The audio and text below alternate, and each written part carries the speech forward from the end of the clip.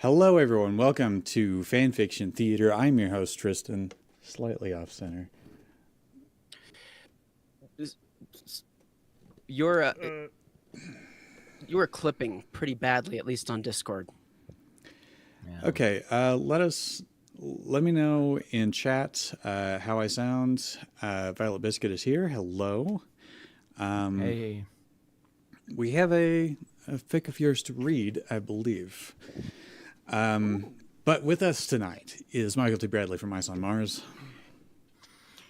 Yeah, I have a vision. It's a new vision because of what we were talking about before this, and it's what if we do Toy Story 5, but it's the length of Showa.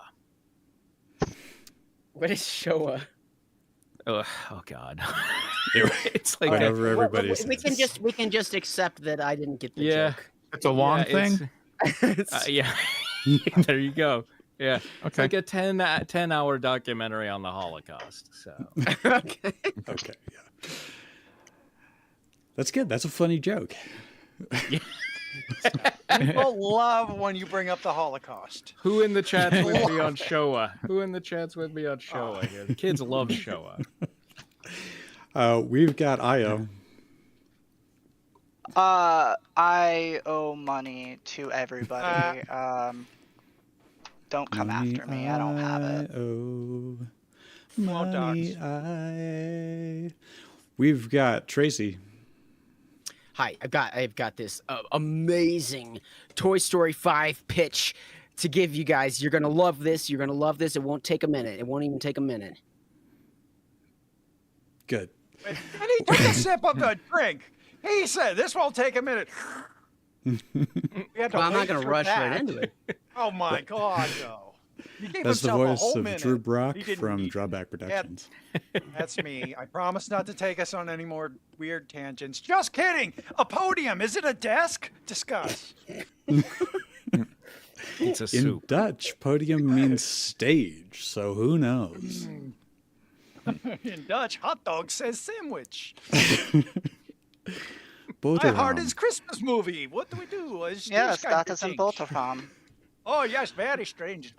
When I was trying to learn Dutch, it had some really sketchy sentences on Duolingo. One of them was "De jongens gebruiken het meisje," which is not a pleasant phrase.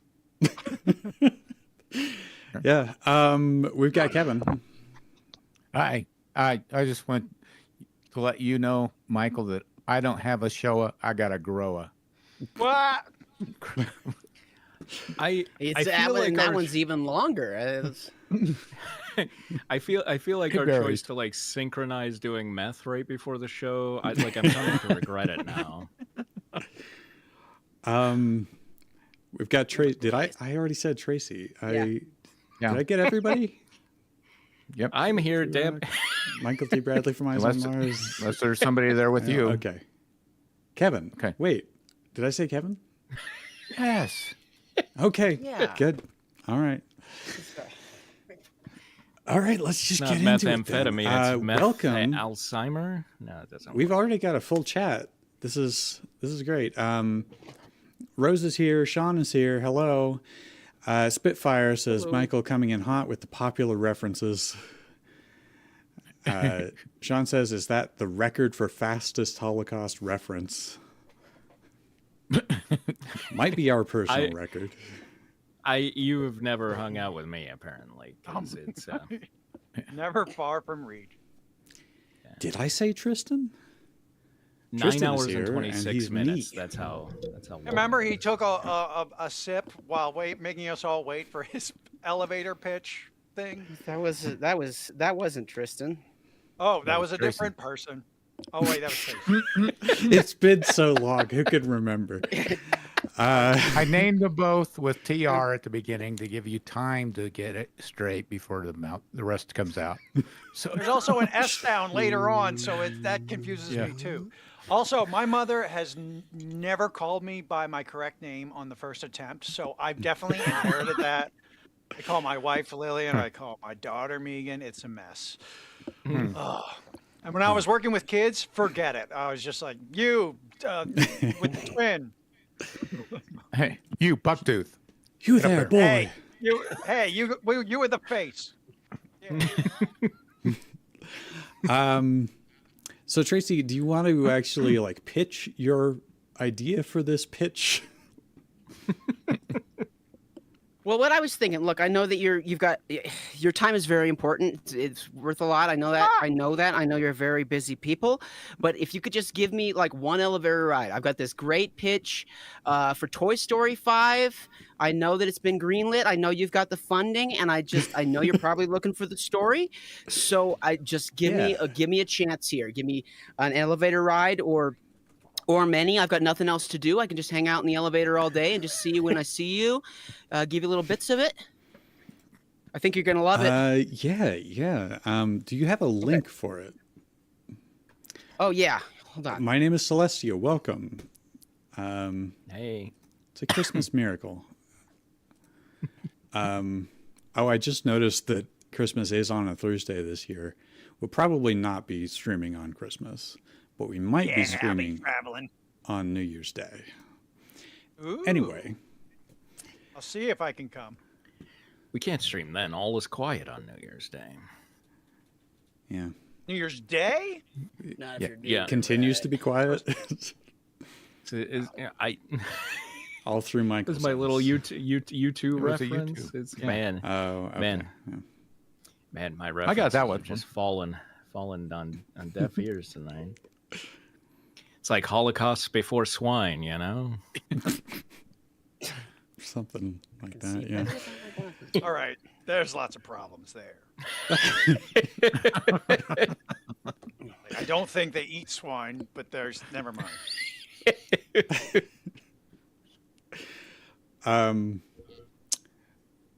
But yes, Tracy found this pitch for the opening scene for Toy Story 5.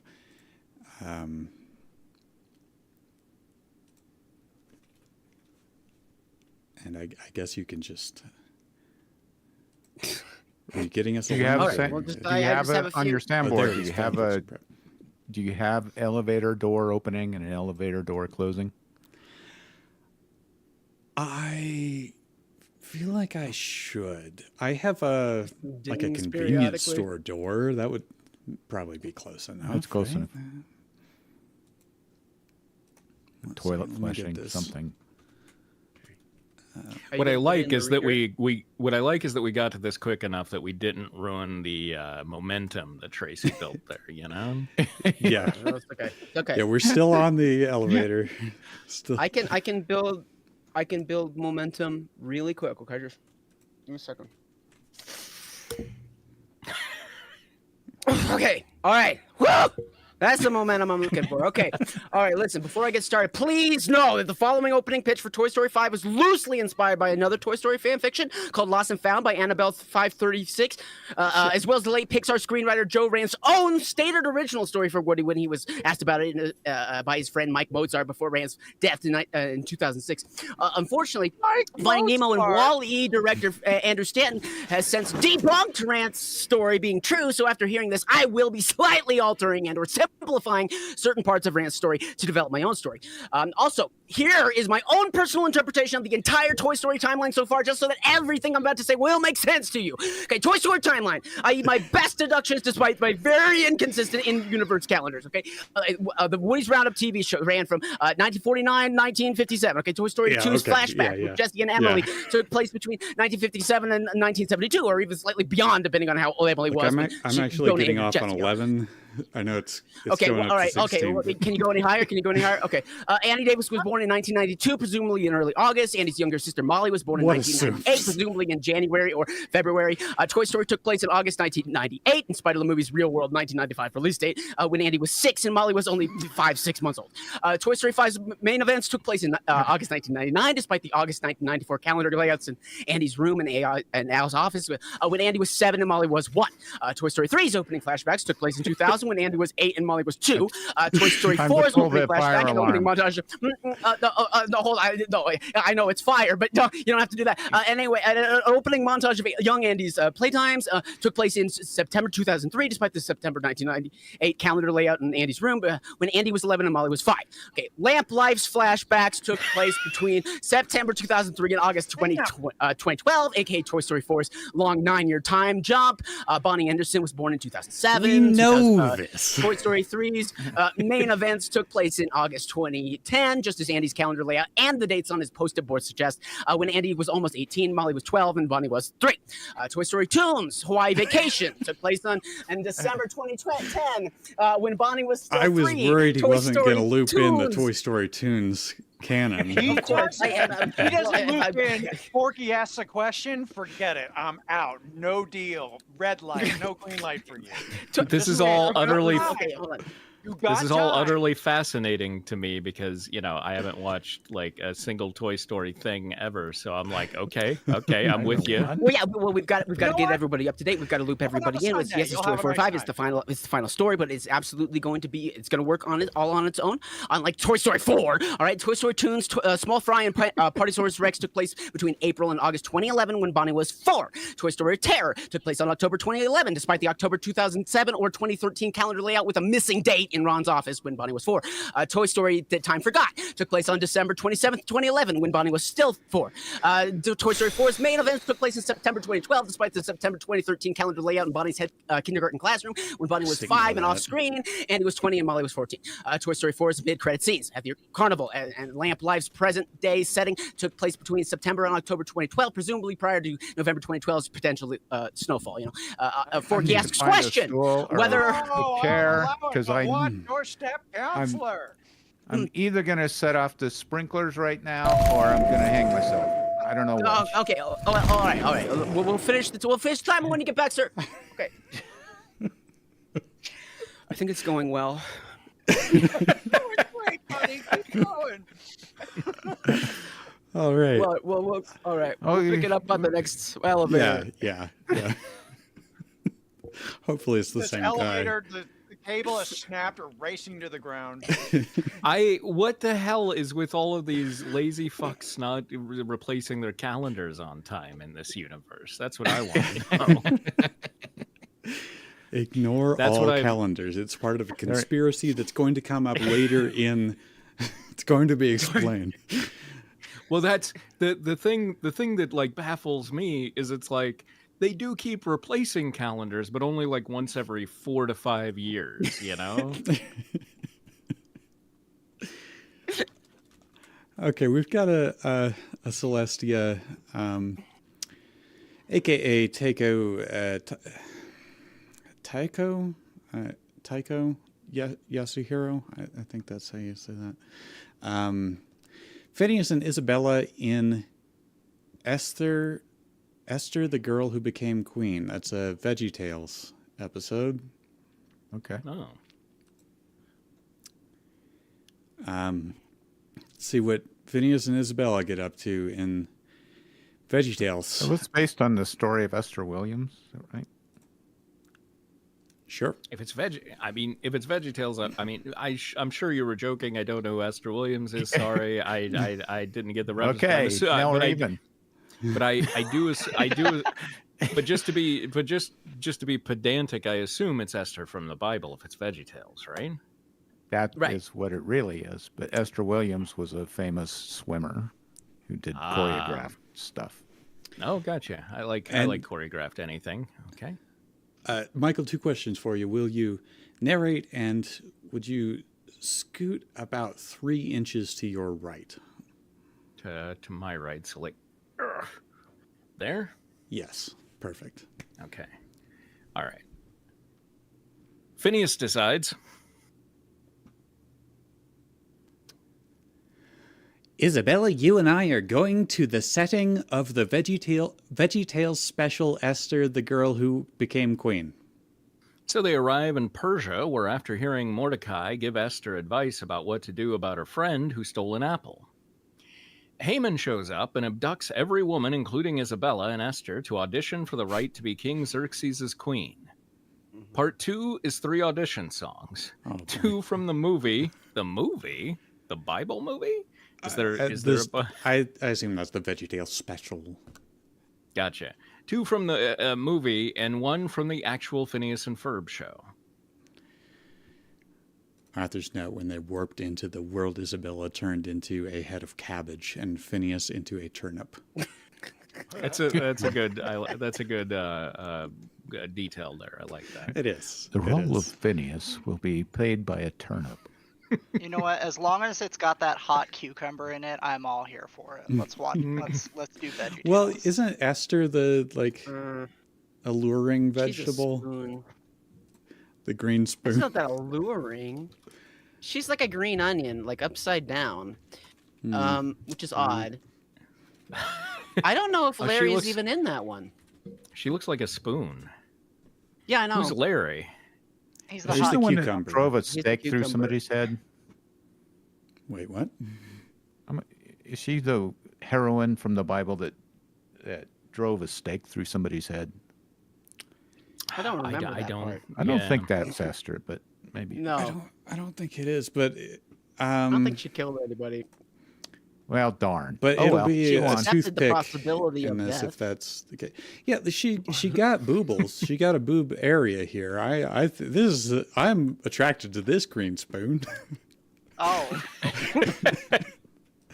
Uh, Let's I isolate don't know that how this audio. I'm link is gonna- attracted to this. Pull that. You and Tucker Carlson share that in common there. You can go to the bigideafandom.com wiki, which I linked to in the chat, and you can decide for yourself. She has. Okay, I Need to guess get all these she characters into the sheets. she has brown eyes, and in some of the pictures it looks a bit strange because she doesn't appear to have whites, and in others she does. So Yeah. I'm not sure what's going on with that. I think she's awesome I because think- of her personality. I think probably one is from the original VeggieTales, and then the other is from VeggieTales in the House, which was the Netflix show Oh, okay, where they changed the art style. interesting. Interesting. Gals in the house.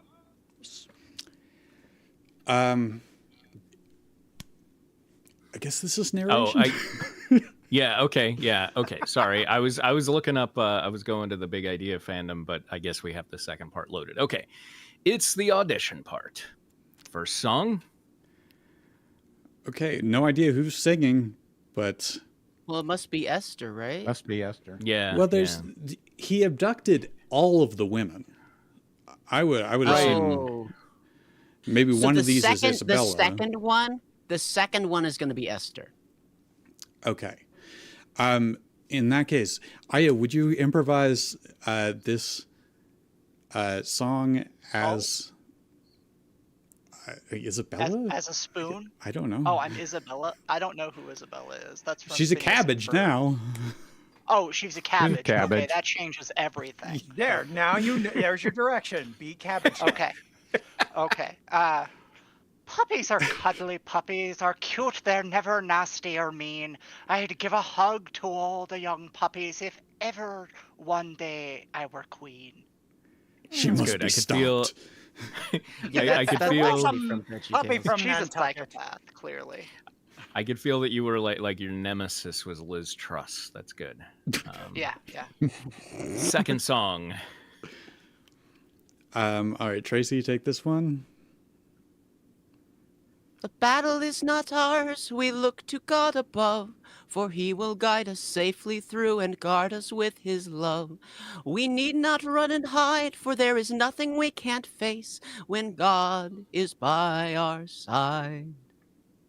Final song of the audition. Oh boy. This is great. This is good. Drew, you just volunteered. Oh. Yeah, yes I did. Bow chicka bow wow. That's what my baby says. Bow wow wow. And my heart starts pumping. Chicka chicks chew up, never gonna stop.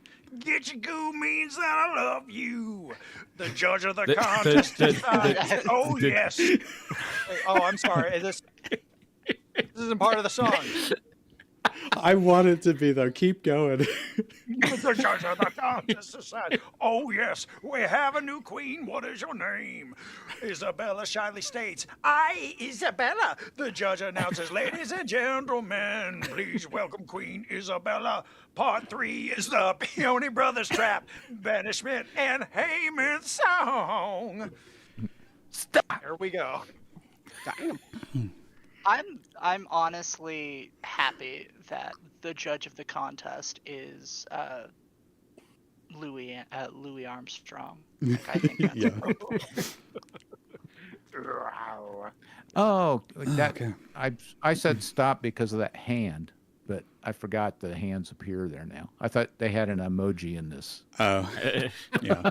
There was a hand. I didn't see the hand. cabbage green. Bones the green.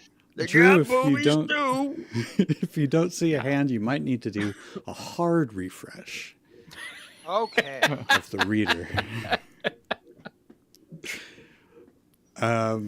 Pick up your computer and throw it to the floor as hard as you can. So I that's can't. really I only hard. have the one. Oh boy.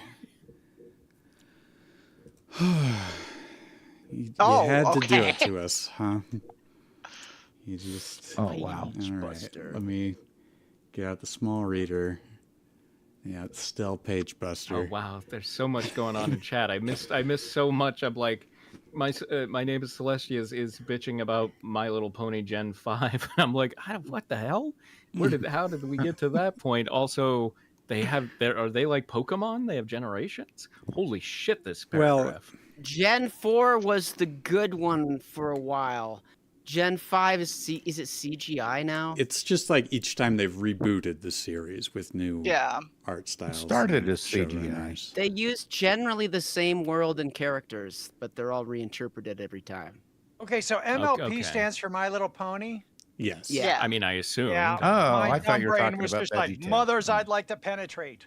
But okay, that makes a lot more sense. I don't. You know, Yeah. there is have some articles and- there is some section of They the have fandom that generations? essentially reads it that way. So. Oh, Hondo, bro.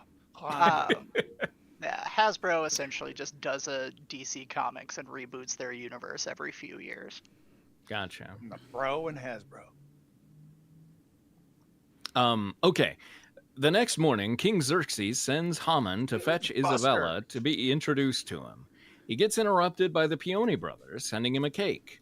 Phineas, who took a job as a guard to get into the palace, notices a piano hanging precariously over the cake and gestures his head to prompt Isabella, who then shouts, Stop! It's a trap! She pulls the rope, which sets off the trap early, ruining the Peony brothers' plan.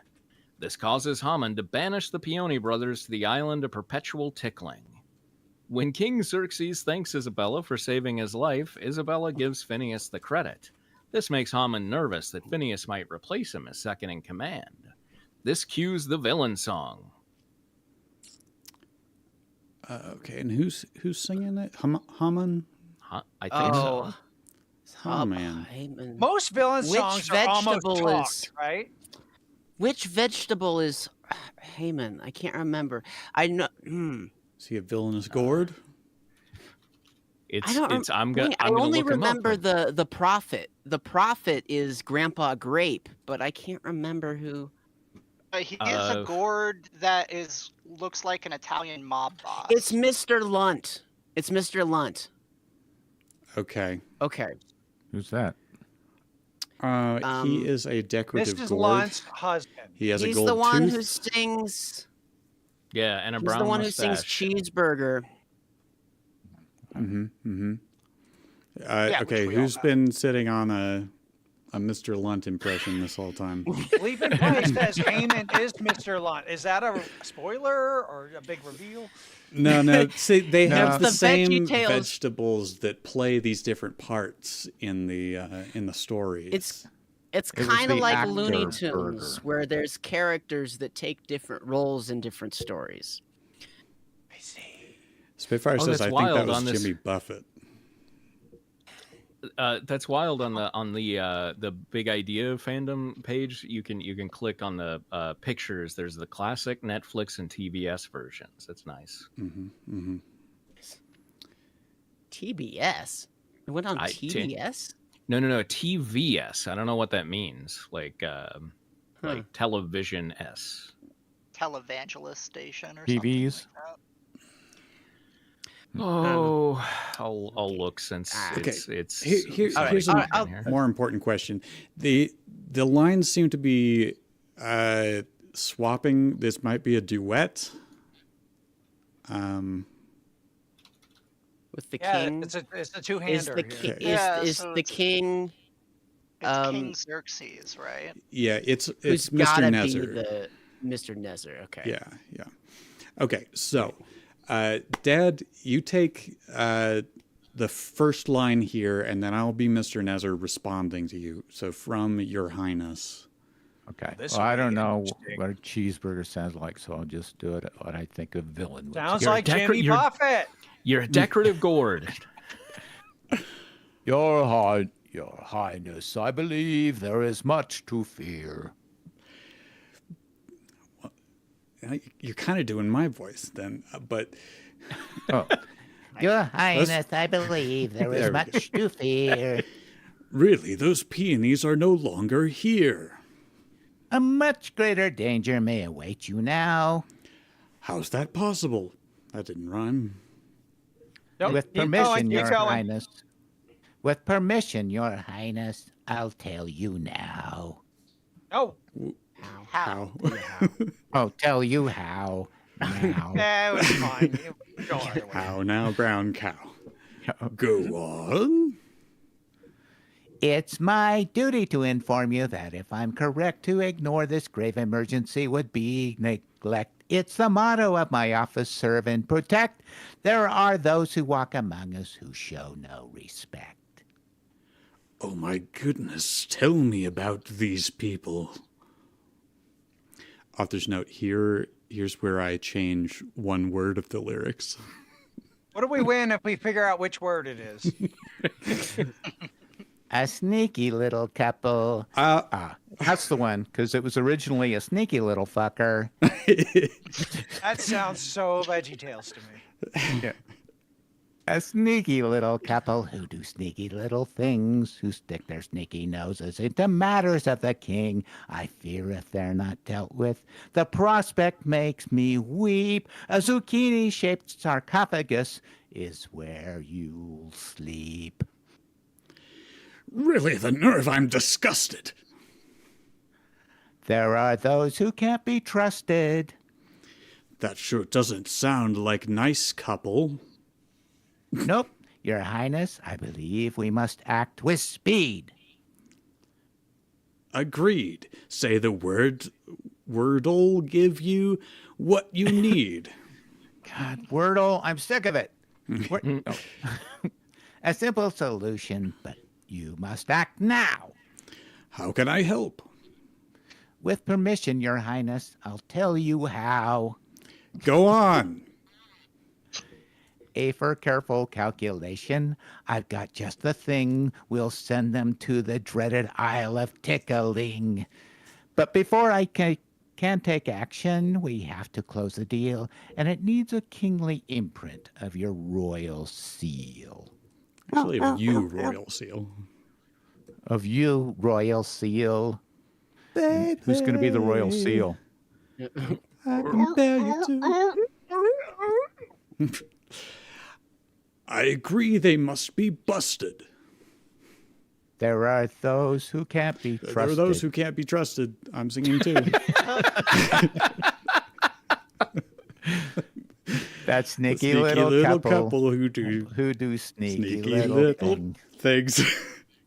who Stick their sneaky noses into matters of the king. For crimes against For the crimes kingdom, the against the punishment kingdom, the is punishment is steep. steep. The Isle of Endless Tickling is where they'll sleep. I like it in a round. That was nice. I'm changing. It almost worked. But by the way, chat, let us know if Tristan's audio is clipping insanely, because it sure sounds like it to me. Yeah, word. Yeah, I don't think it is on there. I Okay, listened a little bit. then It didn't I'll sound deal like with was. Okay. Well, I can. Do we have a Xerxes? He's the. Well, We have that's Xerxes. Mr. Nezer. Yeah, Oh, it's this not is the right Xerxes. Xerxes. It's Xerxes. This is a new name dance on Xerxes. Oh, that's right. This is Xerxes. Yeah. Okay. No, they okay. pronounced or they spelled it wrong the first time too. Oh, really? Okay. Xerxes. All right. Xerxes. Xerxes is the king. So Xerxes Yeah. is what? Kevin? Is that No, Did me. I No. miss No, who it's Tristan. It's Tristan. Yeah, Okay. yeah. I'm changing my vote though. I think the word that was changed is tickling. I'll leave it to your imagination. It might have been pickling. you Right, know, because they're zucchini vegetables. and stuff. I mean, almost a It would cucumber. have been funny. Yeah. No, they left out that The- A in the middle of things for no reason. That's what it was. The law is now adjusted. For those who can't be trusted. trusted. Oh, yeah. Drew, you wanted to make a comment. Yeah, but I want to hear the rest of the song. Go ahead and finish. Okay. And I All like right. where the hand is. I'll jump in there.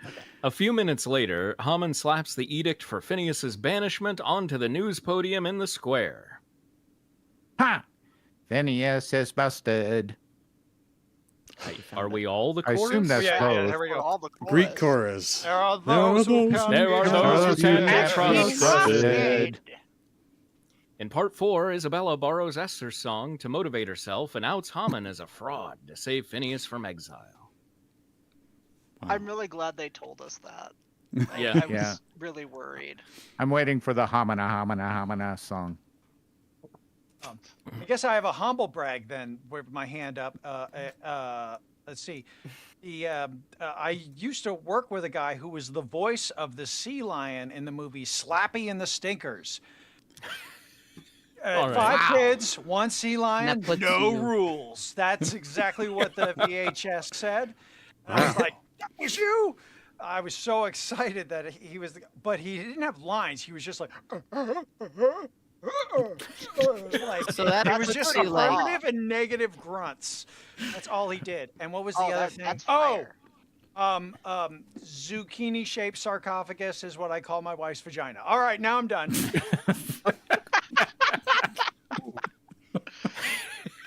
All right. How could none you of us will sit on see the that gates for of so heaven. long? All right. After trying to figure out what to do to save What Phineas. discipline I exercised. All right. Put your hand down, Drew, so that I don't keep thinking somebody wants to say something. After trying to figure out what to do to save Phineas from being exiled, she sings a familiar song. The battle is not ours. We look to God above, for he will guide us safely through and guard us with his love. I will not be afraid, I will not run and hide, for there is nothing I can't face when God is at my side. No, there is nothing I can't face when God is at my side. Eventually, she manages to out Haman as a liar, which prompts King Xerxes to banish Haman to the Isle of Perpetual Tickling, and Isabella abdicates the throne to Esther. Phineas gives up his guard role, and they go back to Danville the end. Wow, you know what? Okay. She did all that in It 9 happened. lines. I'm impressed. Yeah. Yeah, well, that's because she's leaving out a lot of detail. I mean, All right. I mean, Thank the you. song was very Celeste. inspirational. Yeah. Yeah. Thank you. My name is Celestia Ludenberg. By the way, the one that drove a spike through somebody's head was Jail. My wife Jail? came in from the Yes. other room and handed me a note explaining it all. Okay. So Okay. Sam Well- also said that in the chat. So oh, congratulations to both of you. I never read the chat. There's Sean gems says in there. Check it out perfect every amount now. of Side your cabbage eye, throughout. Side of your eye, like checking your mirrors. Well, Okay. you know, it was quick. It was real quick, but it lacked a lot of detail, and it's not gonna get any investors. I'll tell you that. Unlike my pitch. We really need to stop having the different fix on different floors. We need to get an elevator guard to like prevent people from coming in and doing that. Yeah. Okay. So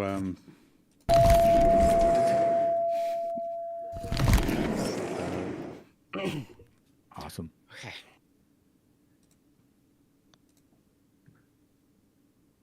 you can just dive into it. We don't need to. Okay, I've got it open somewhere else, so I'll read from there. Okay. Okay, so Toy Story 4's last mid-credits scene in Bonnie's room took place in early September 2013 when Bonnie was 6. Please keep in mind that unlike Toy Story 4, I will be making my very best attempts to completely 110% avoid gaslighting you with this plot, as Toy Story 4 so actively tried to do with so many things, especially with the characters. You know, with this entire pitch of Toy Story 5, my ultimate goal is to show you the large amount of potential that I believe the Toy Story series still has, because in spite of Toy Story 3 and 4's very emotional endings, I do truly believe that Pixar can still create yet another satisfying Toy Story movie for everyone to enjoy, one that properly builds off Toy Story 4's ending, fully restores the intelligence and relevance of all the older characters, and finally concludes the Toy Story franchise once and for all. Anyway, let's not waste any more time, okay? Now that the coast is clear for one more outing with Woody, Buzz, Jessie, Bo Peep, and the rest of our favorite family of toys, let's dive headfirst into my pitch for Toy Story 5's entire opening sequence and get this wagon train a-moving. Yeehaw! To infinity and beyond! Okay. All right. Look, I hear that you've been hurt. Look, okay, my pitch for Toy Story 5's opening sequence. Toy Story 5 opens up with Disney's iconic castle sweeping logo as usual, whether it's the 2011 version or Disney's current 2023 version. Immediately followed by the iconic Pixar Animation Studios logo. Only now with a new orchestral remix of the tune that played when Woody first appeared on screen in the original Toy Story movie. Immediately followed by the iconic tune that played during the original computer animated Walt Disney Pictures logo shown before every pre-2008 Pixar movie. This is done purposely to begin the presumably final Toy Story movie ever made with the exact same tune that originally started the entire Toy Story series, unlike newer versions of the first two Toy Story movies that replaced the original computer animated Disney logo with the 2011 version. And for those of you who hate nostalgia pandering, please don't worry. This opening logo will be the only time that I'll be encouraging the reuse of music tracks from previous movies. Not even a very iconic, friendly Randy Newman song that opens the original third and fourth Toy Story movies will be heard in my version of Toy Story 5 until the end credits, similar to Toy Story 2. Anyway, into the movie proper. The film opens with a bright blue sky filled with some very familiar looking clouds, only this time they're real clouds that are very slowly moving left in a real sky in a very familiar fashion of Toy Story 2 and 3. The following text appears on screen. Disney presents, followed by a Pixar Animation Studios film. And finally, the very iconic Toy Story movie logo, appearing in the frame by backing up through the O in toy, followed by a great big number 5 being slapped on right at the bottom, ultimately creating the full title of Toy Story 5. In essence, just like Toy Story 2 and 3, Toy Story 5's title will drop right at the start of the film, all while a brand new triumphant piece of music. I really love the amount of detail that you've put into this. I'm gonna get back to you as soon as I can. Okay, all right, yeah, we'll finish up with that logo when you get back. Elevator is you gotta head out, I guess. Time to That get guy off. is never gonna make it in Hollywood, I'm telling you. Open door's gonna start buzzing because it just wants to shut on the elevator. Look, Sabrina Carpenter has to play either a toy or a kid. That's really all I care about, and put that in there and all. It's Right. true. That would Cut you a check. And do they sing in Toy Story? I have All right. no idea. Carpenter as the don't five. Rarely, but sometimes. Rose, if you can send us another link to your fic, I'm having trouble finding it. We might just do all submissions tonight because Kitty also wrote us a story. Oh, nice. So let's see if I can find that one. Will she care if we read it when she's in absentia? No, she's listening. She's in the chat, but Oh, okay. Yeah. That's what you call that room? Absentia? AKA the chat is absentia. Absentia. I have lost the thread of the chat completely at this point. So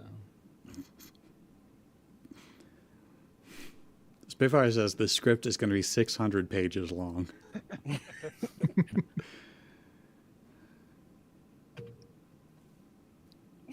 Uh-oh. We got a lipo. What? Oh. By the way, I don't think we said that my pitch for Toy Story 5's opening sequence is by Planet Jaster. Thank you, Planet Jaster. yeah, Thank you. Thank Planet you. Jaster. Very passionate.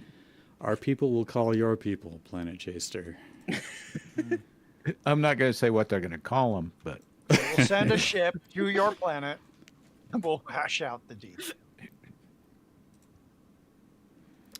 Okay. This is called Kermit Takes Care of Business. Oh, can I be Kermit? That's a voice I can do. Yes. Thank Would you. love that. And I don't know who else is in this, but I've been told it's plenty of voices. So, Michael, just dive into the narration. We'll figure it out as we go. What were the IP that we were looking at? Well, Muppets, at least. Yeah. What is the name of it again? Kermit Takes Care of Business. What IP is Patty the bank teller from? Because that looks something. No, I'm wondering if it's Patty Mayonnaise.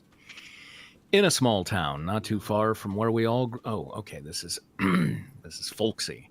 In a small town, not too far from where we all grew up, the frogs fought back. They learned the ways of human law and started to gain influence. They ran for office and started making their own laws. The humans did not fight back. They were all pretty open to this. Yeah, I would be too. I mean, frogs Yeah, let 'em suddenly go. You started. know what? Let's Yeah. give Frogs the are frogs awesome. a shot. See what's good. We're not doing well, so frogs, take it.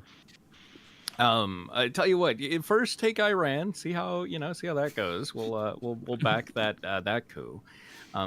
So the humans welcomed their new amphibious overlords and began working together to build a better future. Man and frog became friends. Are we enemies now? This is The like need for Bears Discover Fire. Okay.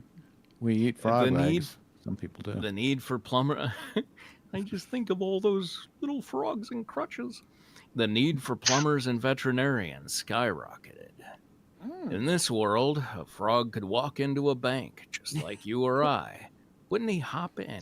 And that's where we find our protagonist, Kermit. Kermit had fallen on hard times after the economy exploded. Everyone had. He thought to himself, Oh, sorry. Let me get the. I hope my family will forgive me for what I'm about to do. Io. Now, I need to ask the author, does this fic take place pre or post Kermit and Piggy breaking up? Because I found out recently that they broke up in 2016, and that definitely impacts the characters. Yeah. Does it impact the bank teller? Yes. I mean, Absolutely. I feel like they've Presumably. always one been is kind more of, rough Is he than getting the money bank out for teller. alimony, or? I feel like they've always been kind of on again, off again, though. You know? I mean, Yeah, they're probably back good together for by now. Kermit breaking up with her. Like, that's a toxic relationship that he's been in. For Miss a long Piggy's time. pretty bipolar, though. We can agree, right? She's all over the place. She's Look, a fucking she's- diva, though. She's a Look, diva. she's high maintenance, but she's worth it. It's It's, Oh yeah, you Stone gotta- Cold Fox. Don't get me wrong. if you get She a is chance to definitely fuck Miss a mother Piggy, I'd like to you take penetrate. it. Is she a mother? Okay. Kermit sighs heavily as he hesitantly approaches the bank teller. She smiles and waves him over, but he doesn't recognize her. Is she new? When was the last time he'd actually come to the bank in person? Does this mean Candace has finally been promoted to corporate? Patty, the bank teller, asks. Io. Hi, how can I help you today? I was just looking to see if Rose had responded. Kermit feels unsettled by the Hey, insincerity. It's Kitty's story, and she did. Yes. Oh, got it. Okay, sorry. okay. I missed that then. Okay. Sorry, Kitty. Kermit feels unsettled by the insincerity he senses in her voice. Oh no, is she one of those people? Even after all the frogs had done to help humans rebuild their shared planet for a better future, there are still some people who treat frogs poorly just because they happen to be frogs. Kermit gulps. Hello. Hello, ma'am. I need to ask a question about Oh, I'm sorry, that came out wrong. Patty apologizes, cutting him off. She takes a big sip of her ceramic coffee cup and takes another stab at customer service. Hi, how can I help you today? She asks with more sincerity. What? Yeah, sincerity. Sincerity. Trying her very best to appear welcoming. She never wants to be mistaken for one of those people. Kermit nervously approaches the counter. Hi. He looks for a name tag, but He Bank's logo is all he can seem to make out. What's your name? Sorry, hold on just a second. It's doing this stupid thing that it does sometimes where it loads goofy every time. Do I really not have Edge on this? I thought I had to have. Hold on, I gotta open it in a different what do you call it? Window. Okay. Patty replies with an browser. Patty replies with an embarrassed laugh. Aw. Oh yeah, sorry about that. My name tag has been faded for weeks. The boss says we can't afford tape for the label maker anymore. She scoffs. Like we're not going to notice his new Cybertruck in the parking lot. Oh, I hate this boss. Yeah, he's a shitty boss. I also think that Patty is totally full of shit, and there is a bank robbery going on. That's my hot take here. Kermit understands that feeling. She might be Patty Hearst. The economy explosion was pretty bad for everyone, especially the banks, who had recently been legally classified as people too, because fuck it. Thank you, Mitt Romney. So I did a search for Patty the bank teller, and Patty Hearst is who came up. Wow. All right, we got a hand raised. Her name is Patty Black, apparently. I don't know if this is a character from something. Okay, it's not Patty Whack. All right. Yeah. The dog 'Cause that's the other thing. That That's came up. right. Yeah, yeah. Maybe it's a clever Patty Whack reference. I don't think that's. Okay, that's an empty line. I was like, where the hell is the highlighter? The raven-haired human teller takes out a marker from a mug full of pens and tugs at her shirt. She attempts to write Ms. Black while looking down at her name tag. She impressively only writes a few of the letters upside down. Kermit says, Hello, Miss Black. Lovely to meet you. My name is Kermit. Kermit the Frog Richards. Here's my ID. If you don't mind, I'd like to take you out. Oh, no, wait, I don't want to take you out. Oh, that was very Mr. forward of Kermit me. the Frog. Let me hit the brakes on that. If you don't mind, I'd like to take out a loan today. he passes his bank card and legal identity documents to her. Certainly. Says Ms. Black with a polite smile. How much would that be for, sir? $1 million. I'm doing Kermit. a little Dr. Evil thing. Kermit replies as confidently as he can. Don't worry, it's Hawk. I know the manager. Patty is understandably taken aback by this. She didn't recognize Kermit. He hasn't been in once she started working here. He hasn't been in once since she started working here. Sir, do you have any collateral to cover this? As a matter of fact, I do. Says Kermit, and he reaches off to the side and pulls out over a tiny ceramic elephant. He is brimming with confidence now. I'm surprised it's not a ceramic What? shaggy dog. Yeah, my question. But go on. What? Patty doesn't even reach for the figurine. She is pretty sure she recognizes the sculpture as one of those free collectible ornaments that were included in that brand of tea bags her dad's ex-wife used to buy. This is garbage. I can't take this. She Take speaks. this. She speaks in the loudest hushed voice you have ever heard. You're tearing me apart, Kermit. Patty's co-worker, Sarah, comes over. She puts her arm on Patty's shoulder. Patty can't tell if Sarah is here to save her or help the customer rip her to shreds. Sarah asked a question in the bitchiest tone she could muster. Oh, who's going to be Sarah? This roll sounds yummy.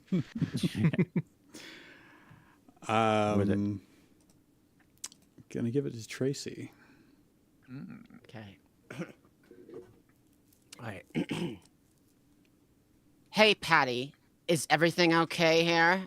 We at Fibio Bank want to make sure everyone is smiling into the future of money. It's such a nonsense perfect logo. I mean, Yeah. yeah, I love that. That's a good bank motto. Smiling Oh. into the future of money. So I'm assuming the president of the bank who Kermit knows must be another frog, right? Because it's Fibio Bank. That's cute. I like that. Yeah. Patty fights the urge to roll her eyes. She looks at her coworker with a forced smile. Hey, Sarah. I think everyone is fine. Can you please help me take a look at this gentleman's loan application and collateral? I'm not actually sure if we can accept this. Kermit frowns, crossing his arms. Listen, I already tried to tell you, I know the bank manager, and if that doesn't mean anything at all to you, you can take it up with my father instead. Do you know who my father is? Kermit Jim retorts. Sarah and Patty looked at each other with uncomfortable, nervous glances. Patty isn't sure where the change in Kermit's demeanor is coming from, but she's worried that they might be dealing with a prankster. In her experience, pranksters at the bank are never good news. Ms. Black slowly moves her foot towards the emergency button under the desk and asks Kermit sarcastically, Oh, yeah? And who might your father be? if this is a bank heist going on, pretty brazen to move her foot towards the emergency button. Yeah. Really hoping she Yeah. doesn't have to call that bluff. I'm still The betting guy- on it though.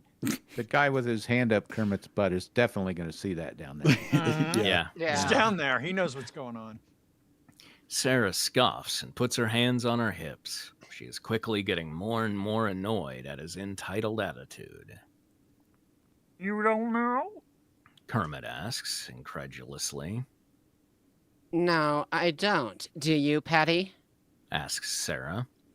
Patty replies with a quick, panicked shrug. She looks at her desk and starts shuffling documents around nervously. Sarah says, Okay, I'll bite. Who is your dad? She raises her eyebrow. Kermit smiled smugly and announced, Why, my daddy is none other than the one and only Keith Richard. Why did Cur- not see that one coming? Wow. All right. That's a hell of a reveal. Kermit says proudly, impatiently tapping his toe on the ground.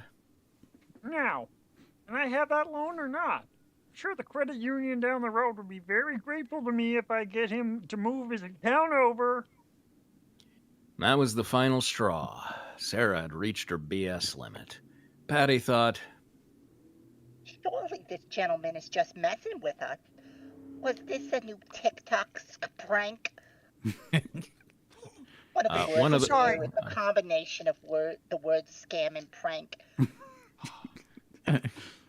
Were they being recorded for a secret shopper experience? Was there actually a chance that this frog was a real relative of Keith Richards? I mean, I wouldn't put anything past Keith. I do Yeah. like Suddenly, that Patty has a third-person omniscient internal monologue. That's pretty cool. yeah. Wow. Suddenly, Patty feels Sarah's fingers latch onto her arm. Wait right here. Sarah says, grabbing Patty and pulling her away from the desk. We'll be right back. Patty blurts out as she is dragged away down the hall. Sarah begins to fume and mutter as she storms into the back room, looking for Craig, the most senior manager on duty. Craig, Sarah shouts. I think we're being robbed. She barges into his office. Craig spits out the bite he just took of his ritual lunch break Hot Pocket. It was piping cold. What? He screams, pastry flakes and marinara spilling down the front of his oversized suit. Oh, it's Patty beautiful. gasps. No, I don't think we're being robbed. I think this guy in the lobby might just be a scamster. Pranker and scamster. It's in the dictionary. Look it up. Craig clutched his chest. He was only 27 years old. He had no idea what to do in an emergency like this. He only got this job because his rich uncle remembered that Craig was the one out of his 30 nephews who liked numbers. You Craig know who whimpered. my uncle is? I looked up per hamster, and it's precise hamster. Wrong. Damn. There you go. Challenge accepted. Gauntlet thrown down. Did either one of you hit the panic button? Did anyone call the police? Sarah looks at Patty. Patty glares back at her and says, I was right about to press it before you dragged me away. Sarah fires back, bewildered. Me? She scoffs. I was just trying to help get you out of that weird situation. He's clearly crazy. $1 million? He's related to Keith Richards? He wasn't us to take his elephant statue? I mean, come on.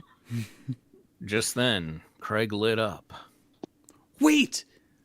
He shouted. The manager ran over and got in between the tellers so they'd stop fighting.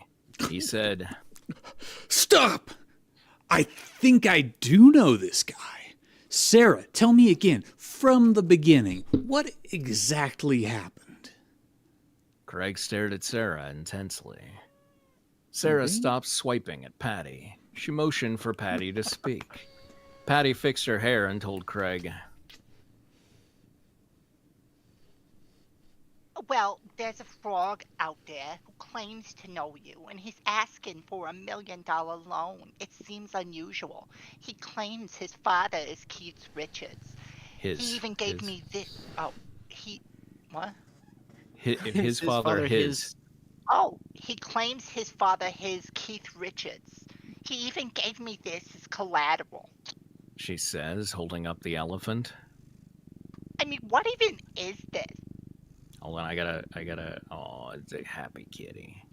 I can hear. Oh, the I purr. hear that. I had to go Oh. look at that. Yeah. That's so weird because I'm always like, wait, how did a alien get through the screen? Craig breathes a sigh of relief. Jessica, the most senior manager, left a note for Craig before she went out of town. She even detailed the elephant statue collateral Kermit that was bringing in. There's like a Farscape action figure. Craig inspects Mr. Richards' rare elephant artifact and replies, "Oh, wow. It's a knick-knack, Patty Black. Give the frog alone. His old man's a rolling stone." You were right all A rolling along." stone. Yep. I'm gonna clap for that like I'm clapping for an orchestra for like 10 minutes.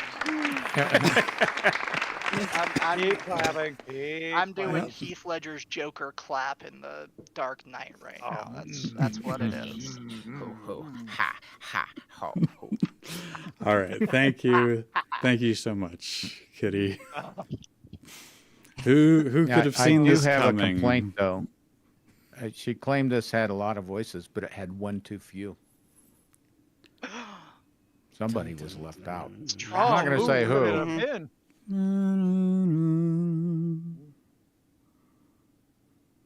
That was my impression of Rafiki. When you get a game over in Lion King for Sega Genesis. Yeah, we've all played it. We know. Yeah. Oh, yeah. Rose says, great story. Again, Rose, if you can give us another... I don't know. I can probably just like go to your AO3, I guess. Archive. Just gotta log in or whatever. You know, I was surprised tonight. Tribble slept in past dinner. I was horrified. You worry when they sleep through food. Yeah, I know. She's such a hungry beast. Oh, my DMs. Okay. I couldn't remember where I got it, but What you doing, Tribble? I'm logging in now. Unfortunately, the archive of our own is on another floor of the building. Ah, damn I it. haven't watched the Tribble episode of Star Trek in a million years. Do they make noise? Yeah. Is it just Yeah, like they kind of go. Ooh. Yeah, okay. Yeah, they okay. they I'm they remembering trill. that right. They trill. Yeah, the tribbles trill. Okay. He's jumped down my throat. They do three things: eat, fuck, and trill. Be merry. Okay. I was gonna say multiply because there's a lot of them. Yeah, That they're was the born big pregnant. problem. Yeah, that was included in fuck. Yeah. Yeah. Sean says they Born purr pregnant. and The So they just story do of that a for West fun, though, Virginian and find child.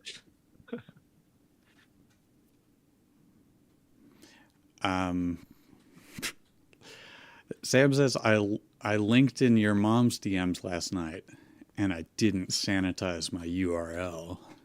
Ew. Oh, that's pretty savage. All right, let's Mom, get on please the disinfect. elevator. So, in essence, just like Toy Story 2 and 3, Toy Story 5's title will drop right at the start of the film, or will a brand new, triumphant piece of music that says, "This really is the very last Toy Story movie," plays. After this, the logo slowly zooms toward the camera, again, through the O in toy, similar to almost every Harry Potter movie's opening logos. And the camera will slowly pan downwards from the bright blue sky before transitioning into a beautiful helicopter shot of the Tri-County area in 1957.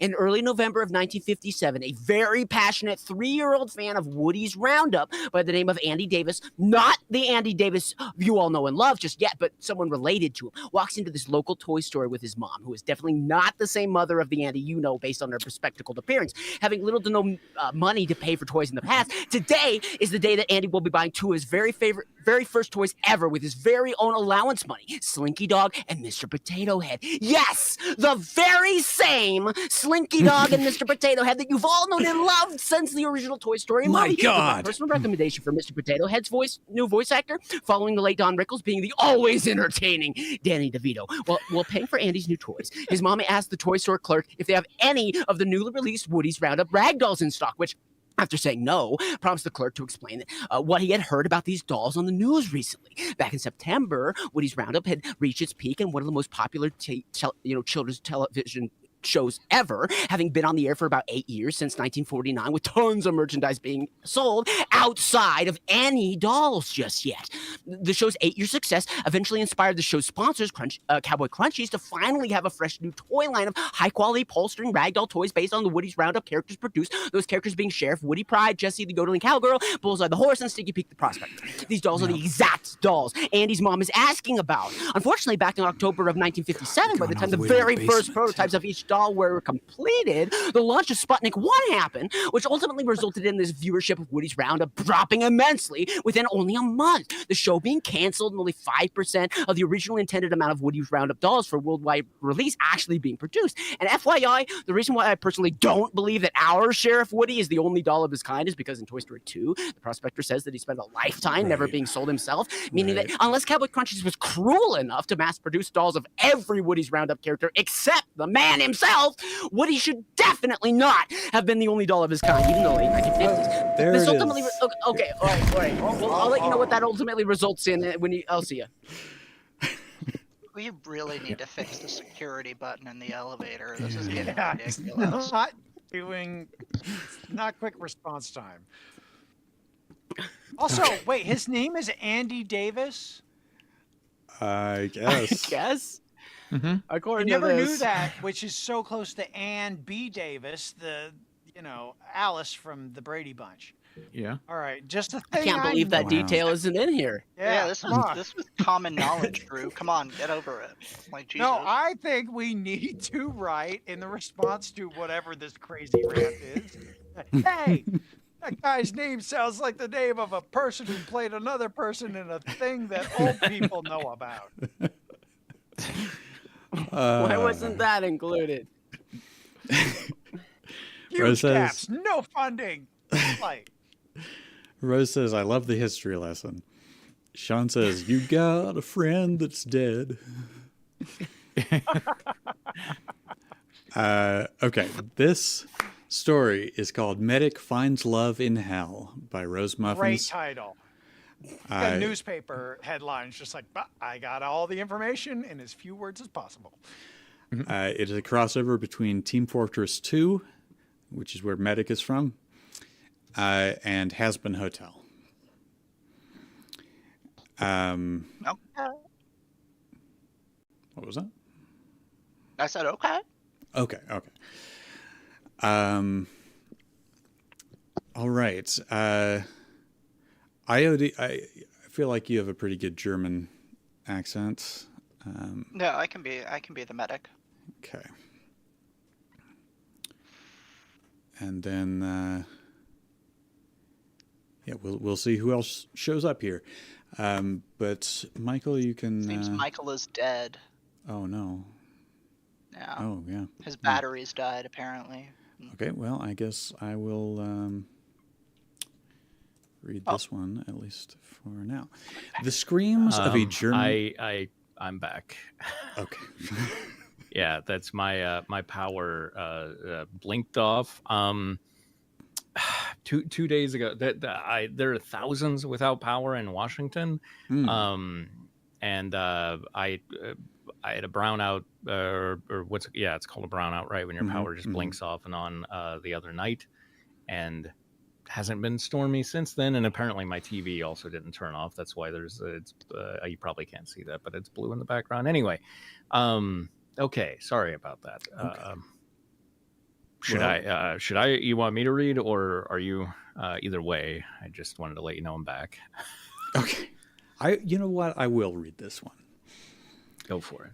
The screams of a German medical practitioner rang through the alleyways and over the rooftops of the proudest ring of hell. A thunderous boom cuts off the horrid wailing and leaves a disheveled man in a white lab coat crumpled against a pile of trash bins overflowing with syringes and chunks of demonic rats. With needles layering his back like a porcupine, the German doctor stands himself up and slumps against the wall. That must hurt.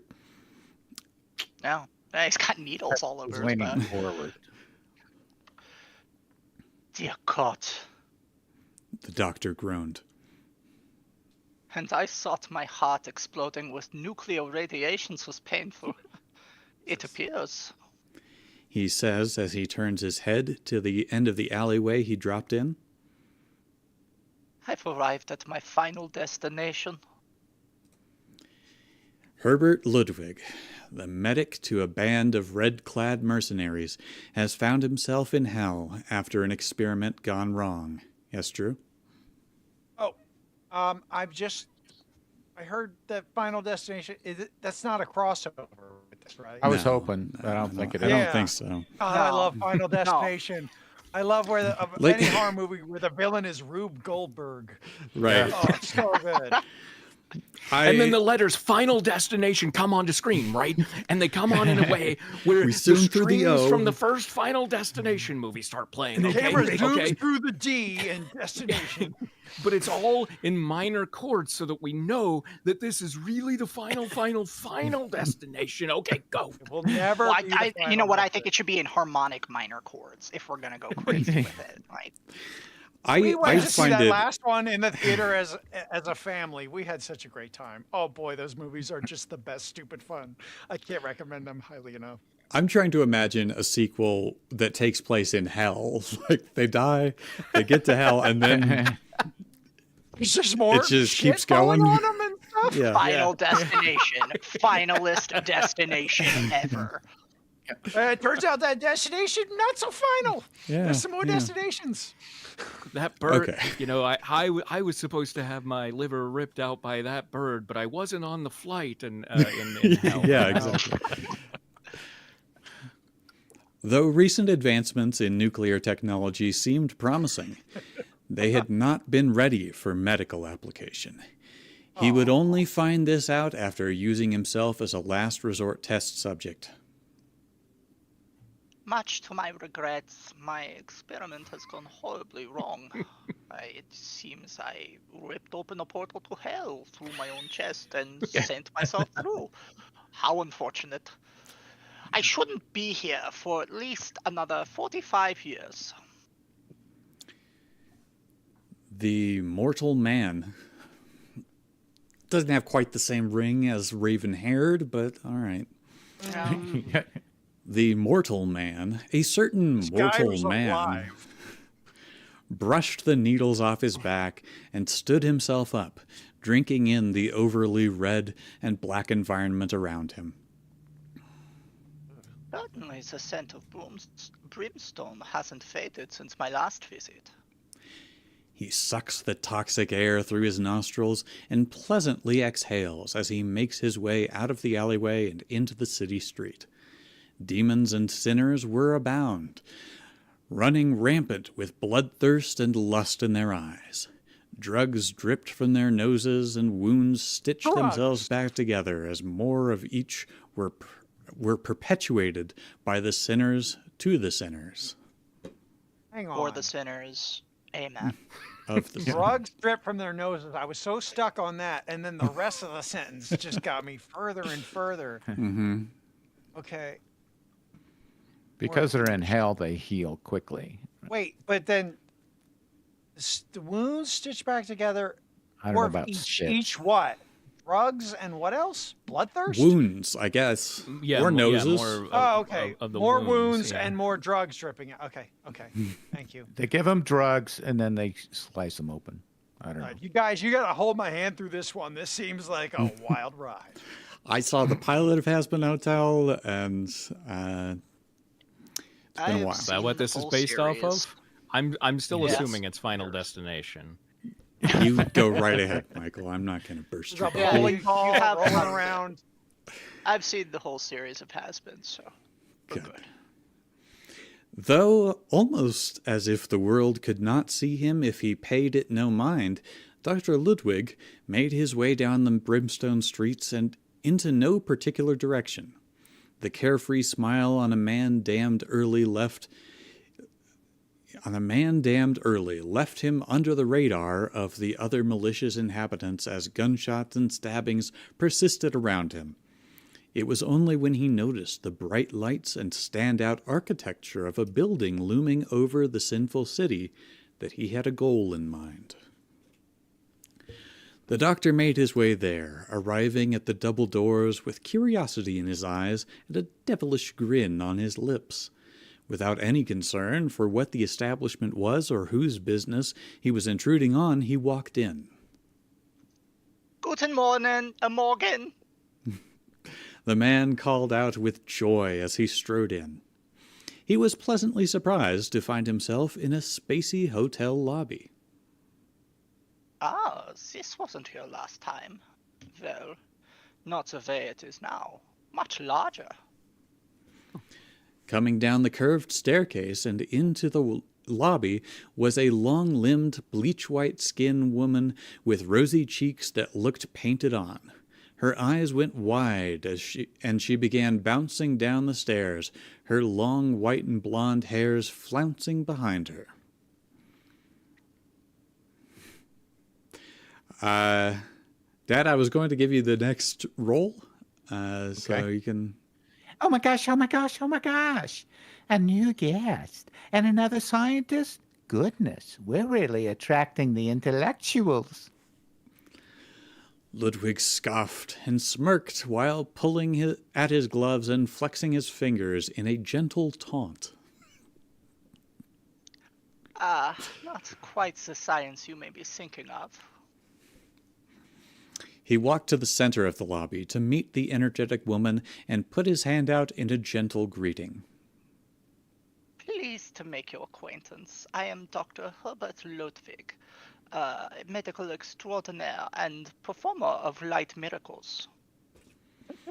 The pale woman gasped and took his hand, swinging into a wild shake as she giddily squeed. Very pleased to meet you, Herbert. I'm Charlie Morningstar. This is my lovely hotel. We're so glad you come here. I'm sure heaven has plenty of doctors in their ranks, so there's no doubt we can make a good case for your redemption here. We've already made great strides in figuring out how all of this works, but no doubt with another smarty pants in the house, we'll crack the case in no time at all. Herbert chortled and shook his head. Miss Morningstar, there must be a mistake here. I've seemed to have arrived a tad earlier than expected. I still have time on my clock, promised by the holder of this domain. I do not wish to ascend, rather, I intend to return to the mortal plane. Charlie's giddy expression softened, and her long-lashed eyes blinked a few times before she dropped the doctor's hand. Oh, doctor, I'm so sorry, but that's not quite how any of this works. I'm not sure who you spoke to, but my father doesn't make deals like that. He's actually rather... She spun her hand on her wrist as she found the right word. Solitary? He's only just now come out of his house for the first time in years. Dr. Ludwig's brow raised, and his head tilted up as he eyed the woman. Really now? You are the daughter of the devil himself.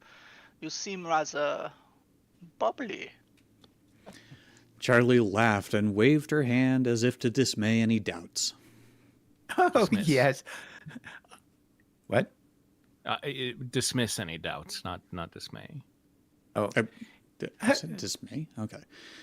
Yeah. Dismiss any doubts. to dismount any mist. Oh, yeah. Sorry. Oh, yes. I'm the daughter of Lucifer Morningstar. He's actually here right now if you need to talk to him. He's been staying here for a few weeks. Herbert nodded. Yes, that would be good. I would prefer to solve this conundrum sooner rather than later. Charlie, happy to oblige, swept the red rubber-gloved hand into her dainty palm and guided the man upstairs, down the halls, and to a room at the end of a long corridor. Without a second thought, she knocks on the door of the devil himself and receives a prompt answer. Oh, so somebody has to be the devil now? Devil. Yes, and Lucifer Morningstar. Michael? Io is I assume Lucifer's in the anime. Is there any like guidance for how it's done in the anime? He's very he's very unsure of himself and always trying to like make his daughter think he's awesome. Oh God. Okay, that's it's more layers. He's just a normal dude. Like he's okay. His design is based on like a ringmaster in a circus because hell is full of rings. You get it. All right, I've got this might not match up, but I've got Charlie. A small man, 4.5 feet tall, same white skin as Charlie, and rosy cheeks to match, burst from the room wearing a sweater 2 sizes too big for him. Glad you came by. I've been making some spacious changes to who's this? The short man looked Ludwig up and down, eyeballing his lab coat and gloves, and clicking the pieces together no matter how jumbled they ended up being. Oh no. Charlie, I already told you I'm not into the therapy thing. Charlie laughed nervously and put on her performative, sharp-toothed grin. Dad, this is Dr. Ludwig. He says he's spoken to you before about an extension to his mortal life. We're just here to clear any confusion up. The doctor almost missed his cue to speak up. There was a line forming, apparently. Having lost himself... You want to talk? Back of the line. Having lost himself admiring the golden hair and razor teeth adorning the head of the adorably small man.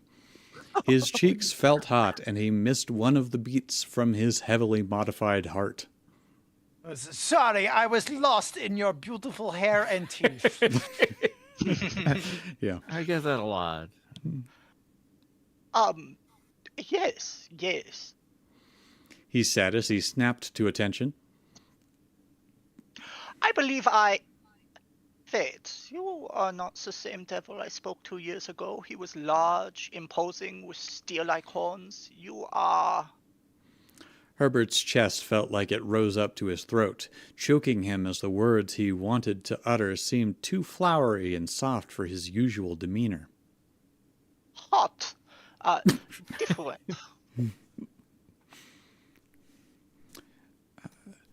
Charlie's father let his lips crack just a tad to offer a lazy smile in return, the zigzag of his knife-like teeth gleaming from behind his thin lips. Right. Not quite me, buddy. You're probably thinking of Satan, Lord of Rage and Retribution. He lives a few layers down. You're in the Ring of Pride, my domain. Now then. He turns to Charlie. I've got to show you what I've... A loud crash sounded down the hall along with the echoing laughter of a small Cyclops woman as she scurried down the hall, slamming into walls and pulling up the rugs. An oversized sewing needle made impact after impact, stabbing into the floor in short pursuit of a six-legged creature. Okay. So this is a gremlin character. Okay. Tracy, do you want to take this gremlin? Yeah, She's sure. a gremlin maid, essentially. Nifty. All right, okay. Come here, little roach. I promise none of your eggs will feel it. Charlie I've used gasped. that line before. Charlie gasped and turned to the mayhem. She started towards her custodian before snapping back to her father. Dad, could you help Herbert get settled in? I need to catch Nifty before she breaks some. A sharp crash. Perfectly done. Sound it out. Yep. Came down the hall again.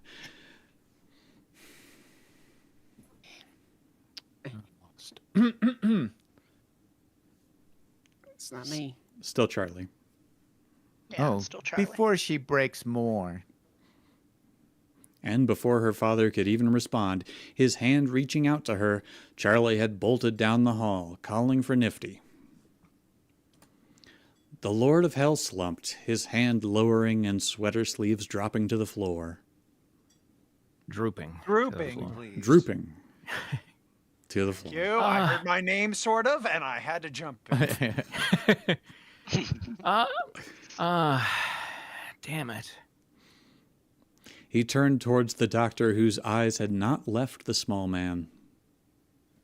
Your name is Herbert? Dr. Ludwig nodded silently. The shorter man scoffed. That's cute, I guess. He said, unenthused. Call me Lucifer. Guess you can come in or something. I don't know. Lucifer walked back into his room, leaving the door open to Herbert, while he slumped onto a pile of rubber ducks that was slopped off the wall. Herbert stepped in at Rose Says Droopback Productions. Herbert stepped in and gently closed the door behind him, swallowing the lump in his throat in sync with the click of the door. Impressive. Oh. Charmed to meet you, Lucifer. I must say I didn't expect you to be so... Lucifer snapped. If you say short, I swear to... beautiful, muttered Herbert. Lucifer paused and stared at the doctor. His lips parted and his jaw relaxed to a slight jut.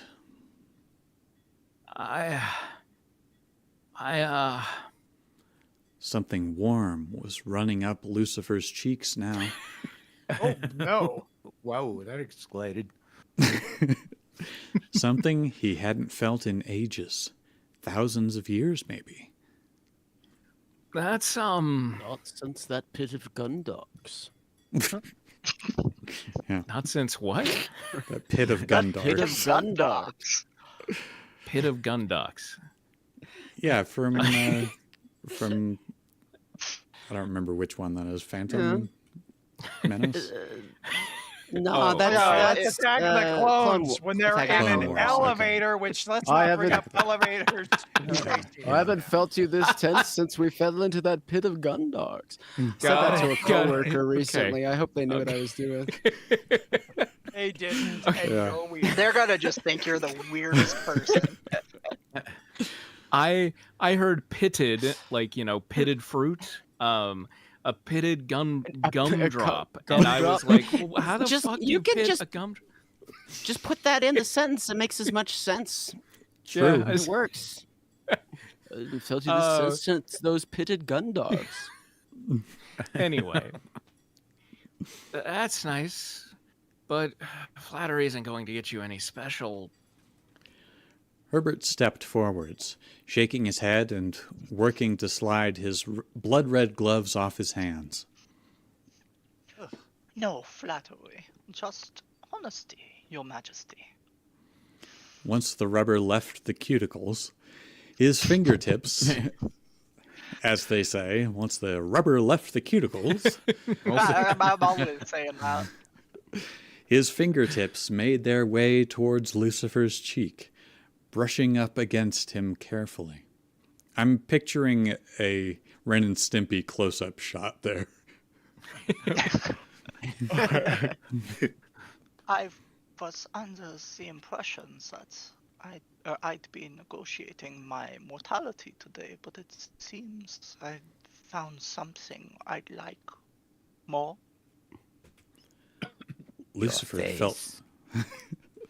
Lucifer felt frozen in place, even as heat swelled from his core and across every inch of his body.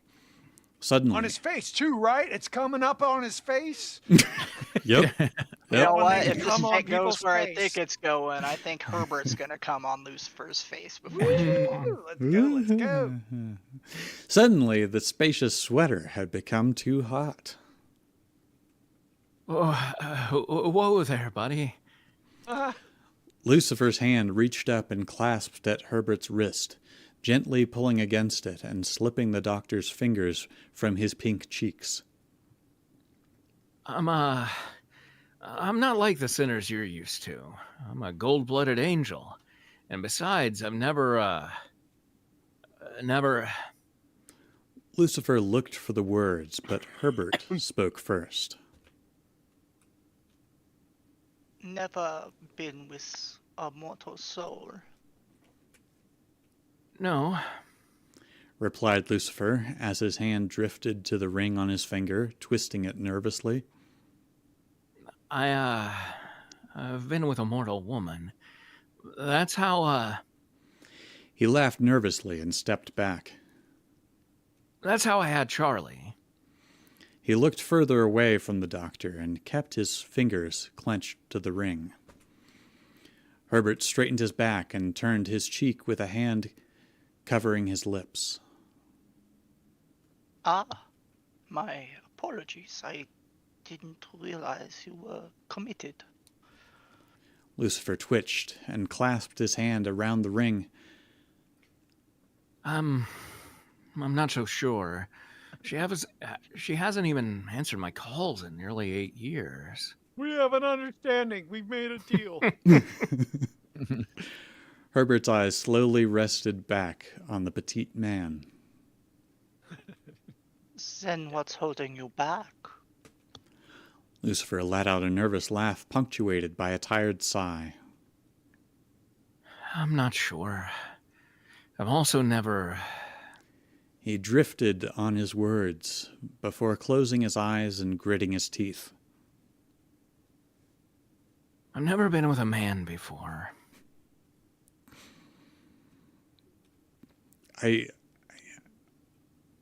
My brain is struggling to make some sort of Tokyo drift.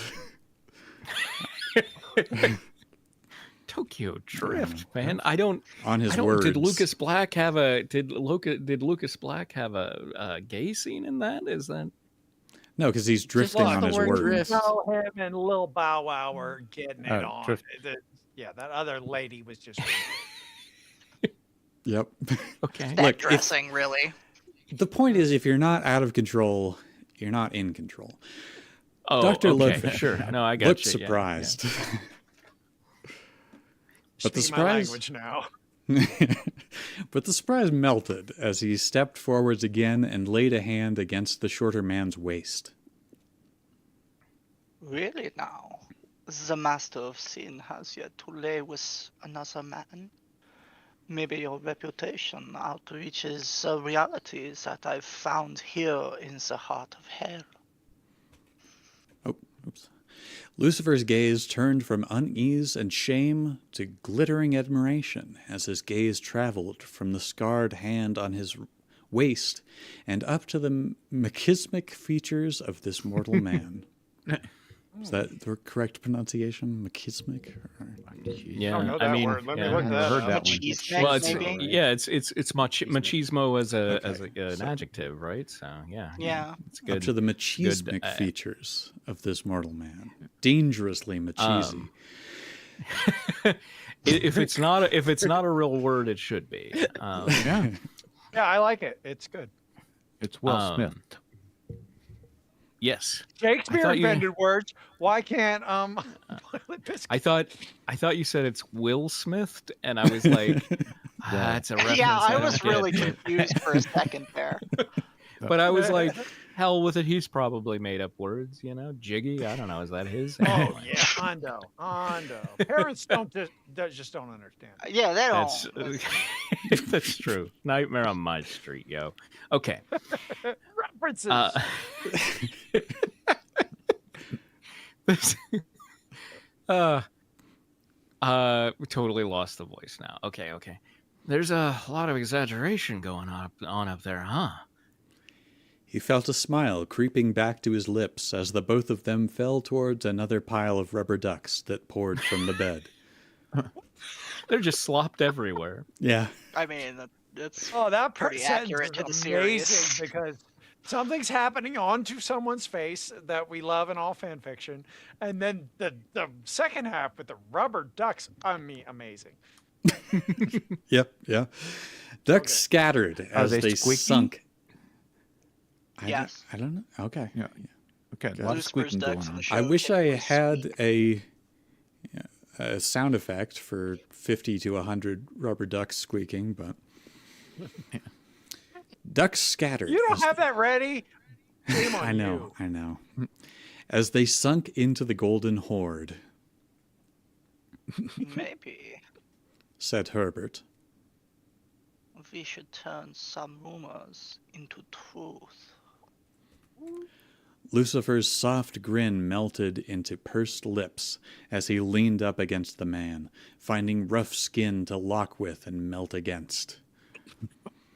For the rest of that night, the sound of squeaking rubber ducks could be heard from behind that closed door.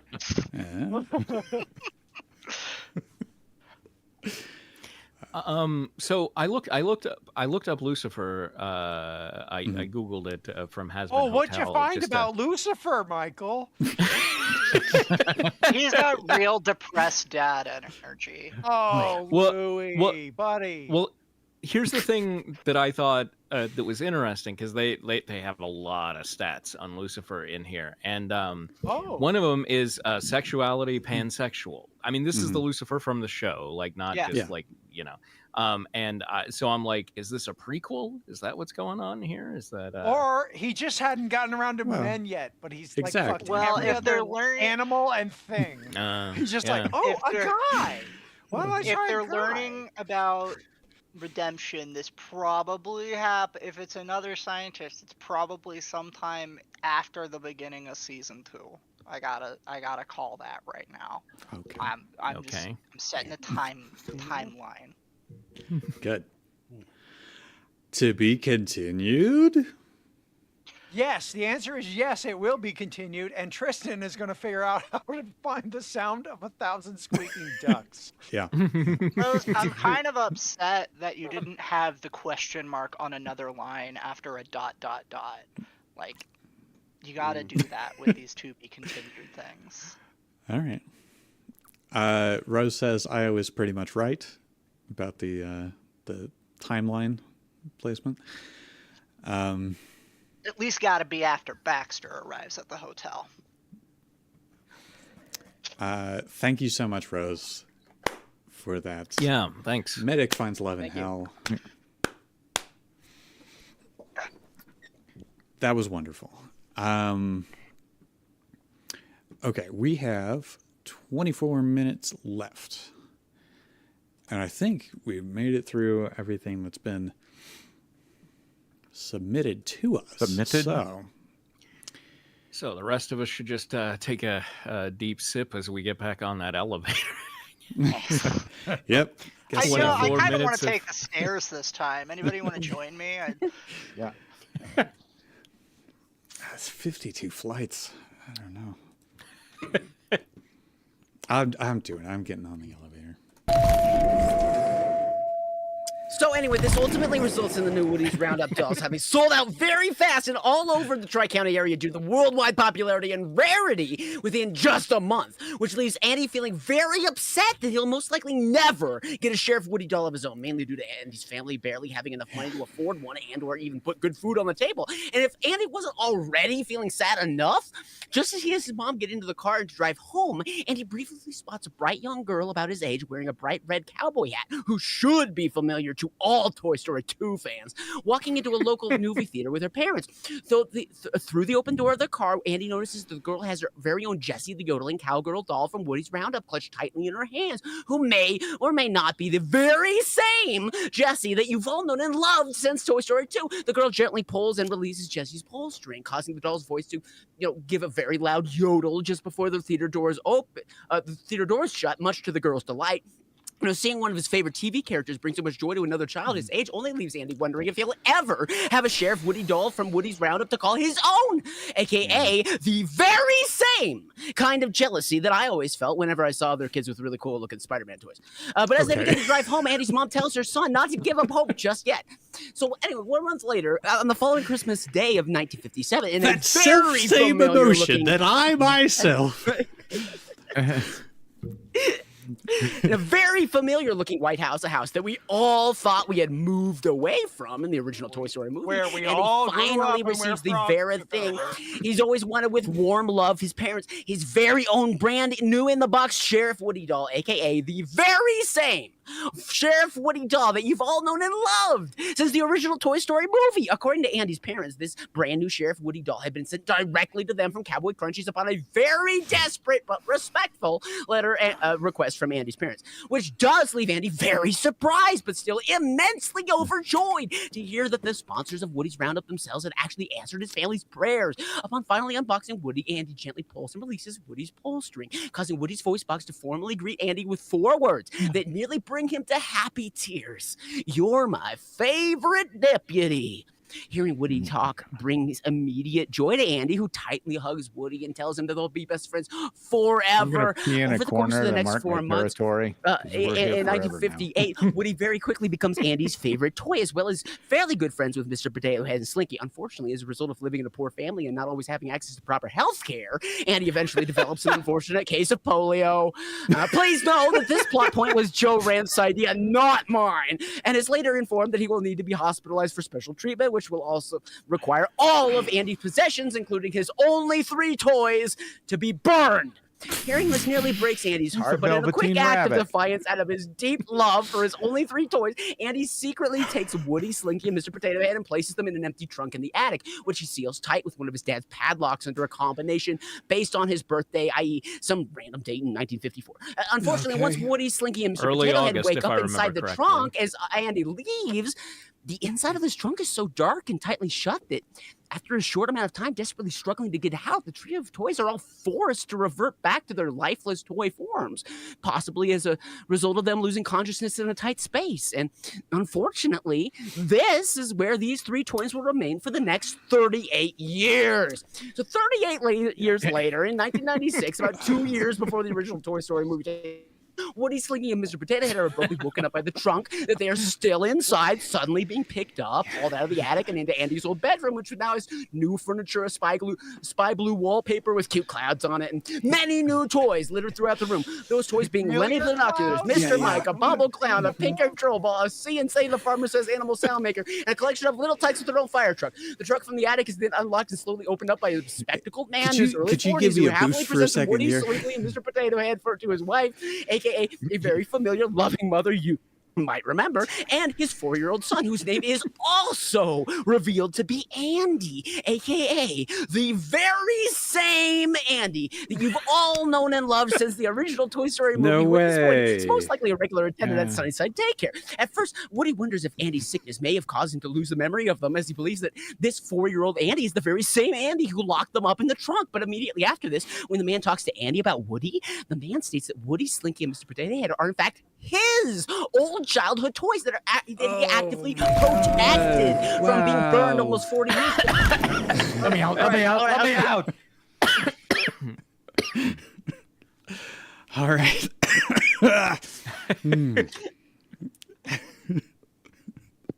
Sean says the very same pepper spray we've all known and loved.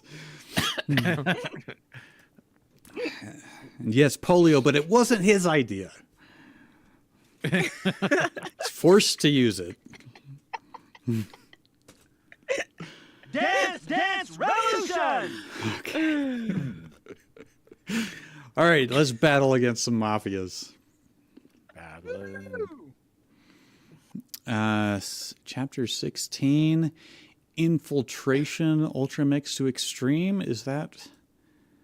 Oh, we were in the middle of this. Okay, so looking for Sukaru to finally expels Natsuhiko. Okay, yeah, so it's been a while since we read this one, actually, but I remember they were like getting into the past of Natsuhiko, who he was like dangerously, he was doing classroom terrorism, if I remember right. Oh no. Drew, did you have a question? Or? Oh yeah, just I love this author, as we all do. Do they ever do anything besides Dance Dance Revolution? I'm not a complaint, just curious. This Why author? would you break something that's already awesome? Yes. I mean, yeah. I just like I want to see how far the Dark rabbit hole goes Chrysan down. That's all. 366. Yeah. It was written 49 stories for Dance Dance Revolution, Tekken, Street Fighter, Final Fantasy VIII, Sims. Oh, okay. Oh, That one that'd be seems very cool. open-ended. Yeah. Suikoden, Blaze Blue, Bloody Roar, Guilty Gear, Rival Schools, and Final Fantasy 16. Wow. Okay, so only Final Fantasies that are divisible So- by each other. So, like, this guy is a Leonardo da Vinci of fanfic. He's just all over the place. That's cool. Love it. I mean, love that's a that. pretty tight grouping compared to other Yeah, like- authors, but 3/4 of them Yeah. are fighting games. So- yeah. Oh, I didn't know that. What is a martial arts fight but a kind of dance, right? That's true. Yeah. Yeah. Not this kind. Everybody but was kung fu fighting, and it was a big dance craze. Yeah.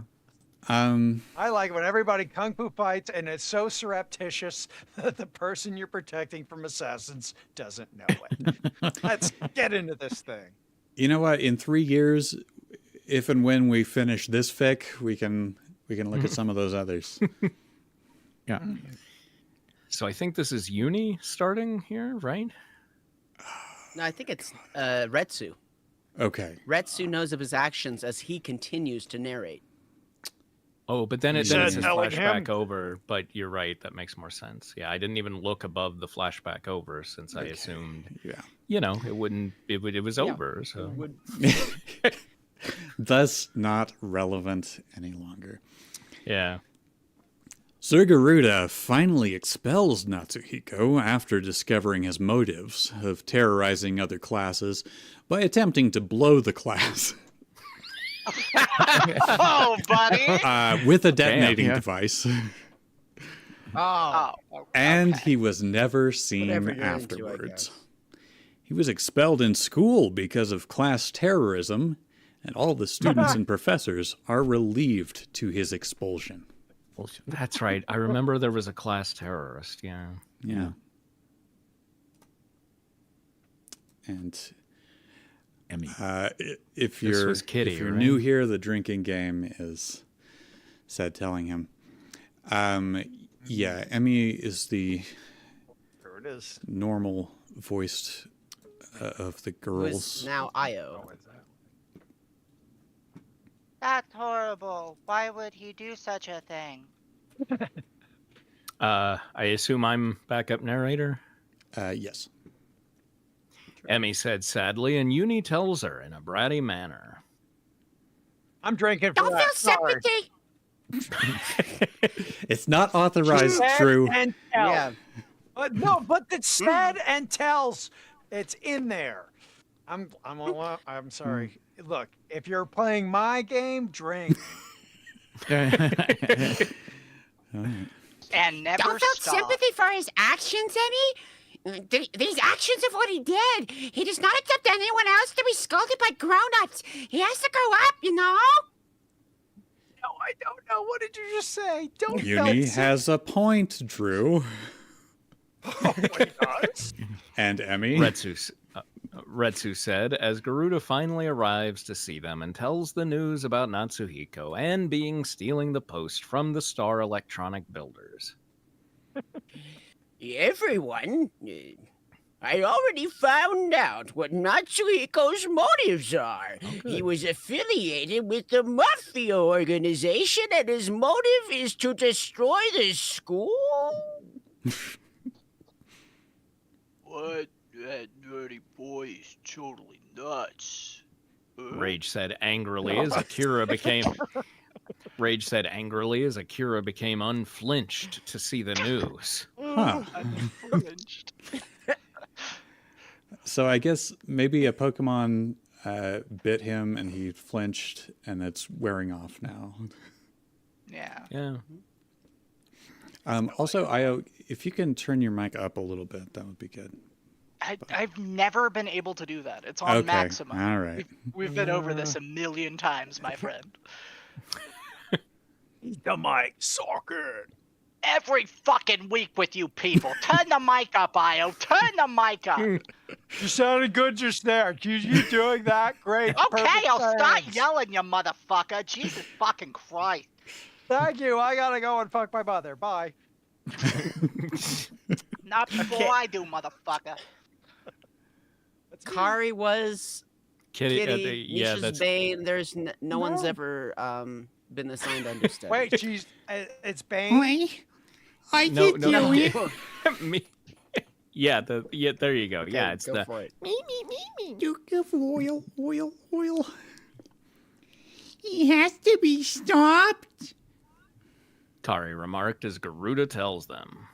I'm You're drinking that So too. close. Kiss It's me. not. It's not. I It's said not telling right, them. Drew. Drew has special dispensation. It's fine.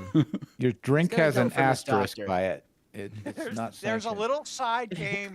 People doing my game know when to drink. Okay. Oh, yeah, his order from Dr. Seagram's, I understand. Go to wine coolers. According to the informant, Natsuhiko had created a nuclear warheads so that he would launch it and to shoot from here.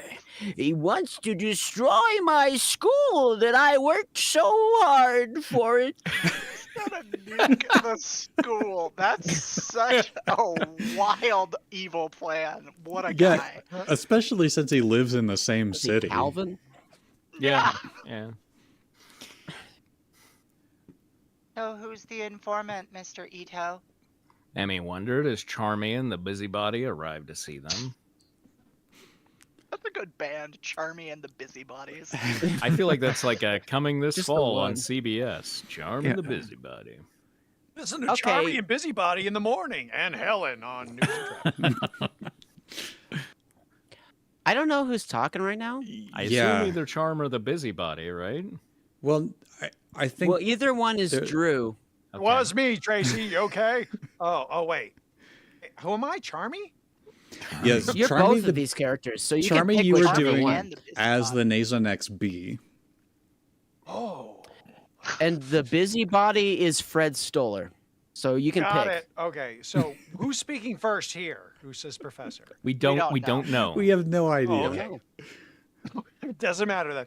Professor, looks like someone wants to see you. And this is the other person.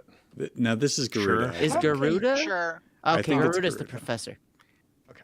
Oh. Hey, you're either that or that.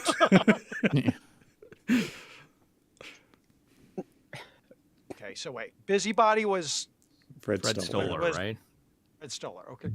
Professor Garuda, as I presume. The busybody said as he reveals to everyone. Oh, Whoa. no, Sorry. not in Taking public. a sip. Taking blowing a the sip. class Everybody playing earlier. along. I didn't expect that you're one who instigates these youngsters, isn't it? In fact, that I was the real head of the electronic builders. All this time, it was really you. Rage reacted, and the busybody tells him. Rage, you're here? I feel like I haven't heard from you yet. Okay. If it wasn't for that young psychopath, he uses my position to terrorize the whole city, especially to all the employees are forced to work in his regime. The only thing he plans was to destroy the school that you're working on. Natsuhiko has to be stopped. The Mafia appears to use him in order to get rid of us. We have to stop him or my school will be in smithereens. Garuda said, which Rage in the group simply agrees with him. All right. This person speaks barely any English. We've decided this over many years of it. Yet they know smithereens? That's amazing. Yeah. Yeah. Weren't they like I I- barely know. They Japanese are and, like, translating it? Not Japanese. I forget where they're from, but it is Philippines. a translated It's Filipino to Oh, English. Filipino. I think that's it. Yeah. Oh, That translating program or whatever, very bold. It's like, I think you meant smithereens here. I'm gonna put that. Yeah. It could be the Filipino word for smithereens, you know? I mean, Yeah, it's I love that they have that.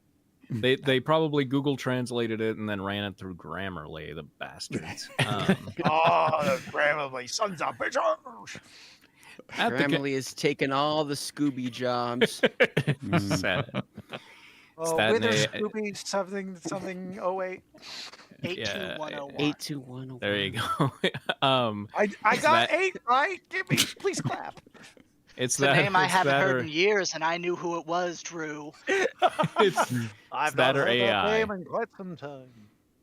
at the computer. Haven't heard that since we fell in that pit of gun dust.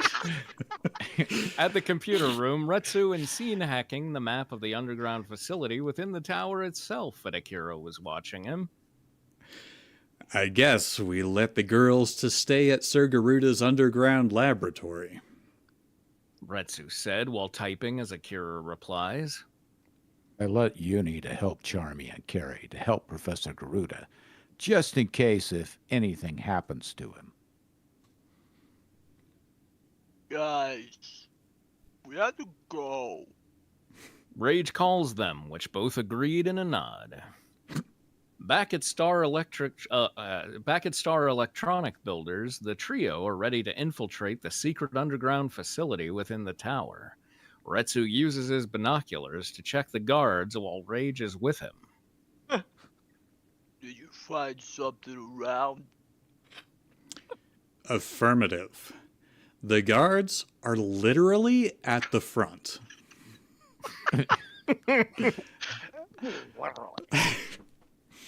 I guess we're going to the back exit. Retsu said seriously as Akira tells on both of them. It's goddamn it, as Akira tells on both of them while wearing a maroon tank top while tying his white long sleeve button shirt to his waist. Oh, Is this Akira? I think Careful, so. you Yeah. two. Careful, you two. I think it's no longer normal guards since last night. Now it's the mafia operatives to guard.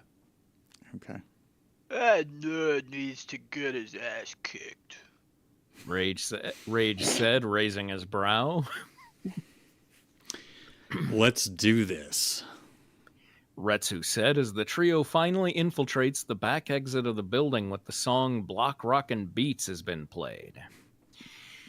The trio manages to enter without the other guards' knowledge. Akira then presses the button of the fire alarm where he accidentally leans it earlier as the floor elevates and they finally enter. Therefore, they re-enter the underground facility and they noticed mafia operatives are guarding the facility, which prompts them to open fire at both of them, which they avoid the rain of gunshots. Unfortunately, Rage manages to beat each of them one by one, while both Retsu and Akira fought most of it, and they managed to defeat them. Why is that unfortunate? What? That's Yeah. unfortunate. Maybe because the Rage had more kills and it wasn't even. Is that what it is? Yeah. I don't know.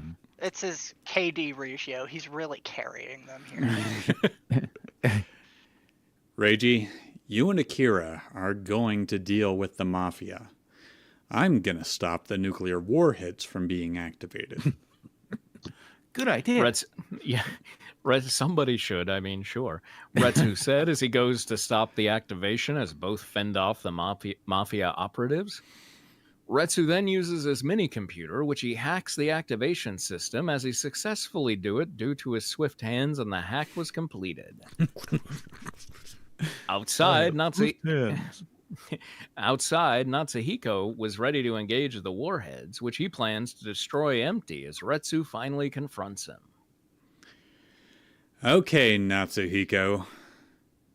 Your time is up? Does that sound right? Takayama! Yeah. What a nice surprise! Are you intending to stop me for wrecking our school?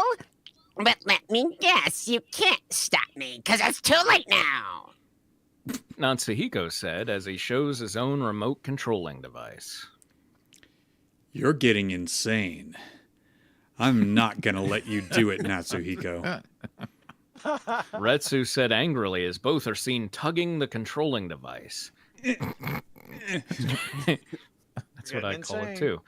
Both Rage and Akira managed to defeat the Mafia guards and to see Retsu fights Natsuhiko with the controlling device. God. Okay. Who's saying this? Ooh.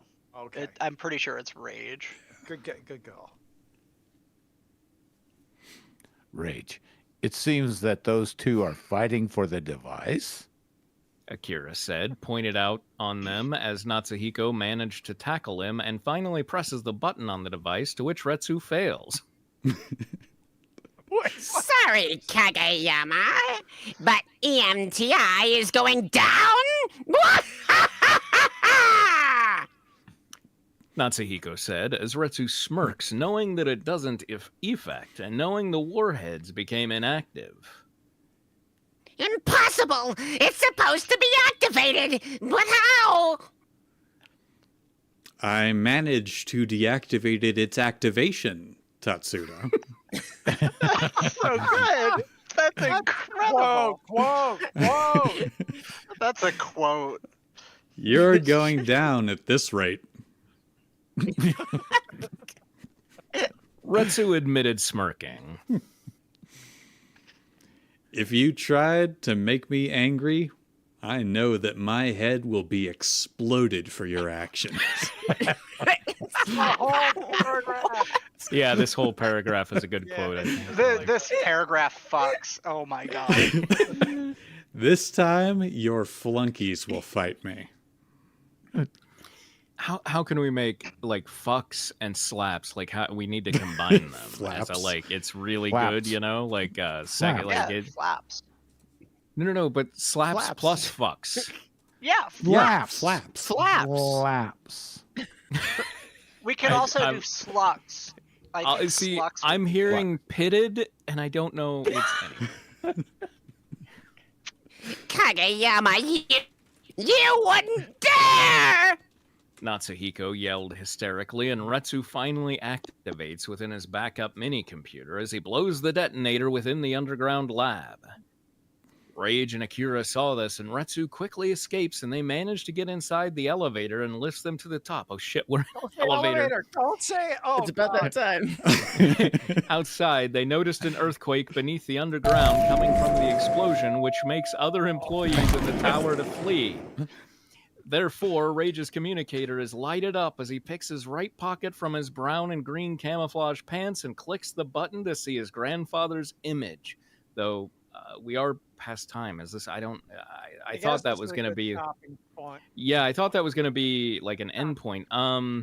Oh, the elevator reaches the top in a few paragraphs. That's maybe a good stopping point. Should we go for that? And then we'll go down the elevator.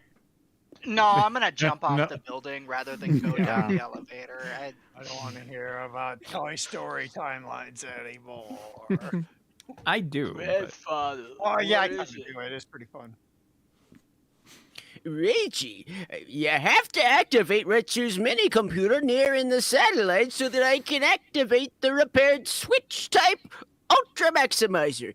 According to Retsu, after he was hit by the laser net, his mini-computer got affected with the laser, which has been glowing in blue. Garuda said in a serious manner, and Rage looked at Retsu's mini-computer, which it glows in blue. Ah. Retsu, don't tell me after you got hit by the laser net. Akira wondered as Retsu admits. It is. That's a very. If you're wondering why we haven't mentioned a drummer, Yeah. we do. Yeah. It is. After I tackled you to the ground. That way, I might connect it with the switch-type Ultra Maximizer. That's the only way we can turn back to normal. Garuda Forgot they said, were all telling weird. them. Hey, we got one. Okay, that We one have I an don't even honest feel a little bit Gallon, guilty about drinking. Exactly. you three need to get in the top of that tower. And by the way, Reggie, Emmy is also helping me repairing this invention of mine. I wanted to turn things back to our normal appearance. Grandfather. All right. We'll go there. Oh, go there, All right. girlfriend. Okay. And then, yeah, The elevator Oh, ends up girlfriend. here. Oh, That's there. where we start again. and scene. Thank you, everyone, for joining us for Fanfiction Theater. We stream Thursday evenings from 7 to 9 Mountain Time. Remember, it all going according to plan, and the quote of the evening is, "You better believe there were moans at that moment in time." Whoa! Whoa! And squeaking ducks. What is that from? That's a Bishi line. Yeah, it's gotta be. Yeah, 100%. Somebody's got a sex Night, friend. Sam. Guided.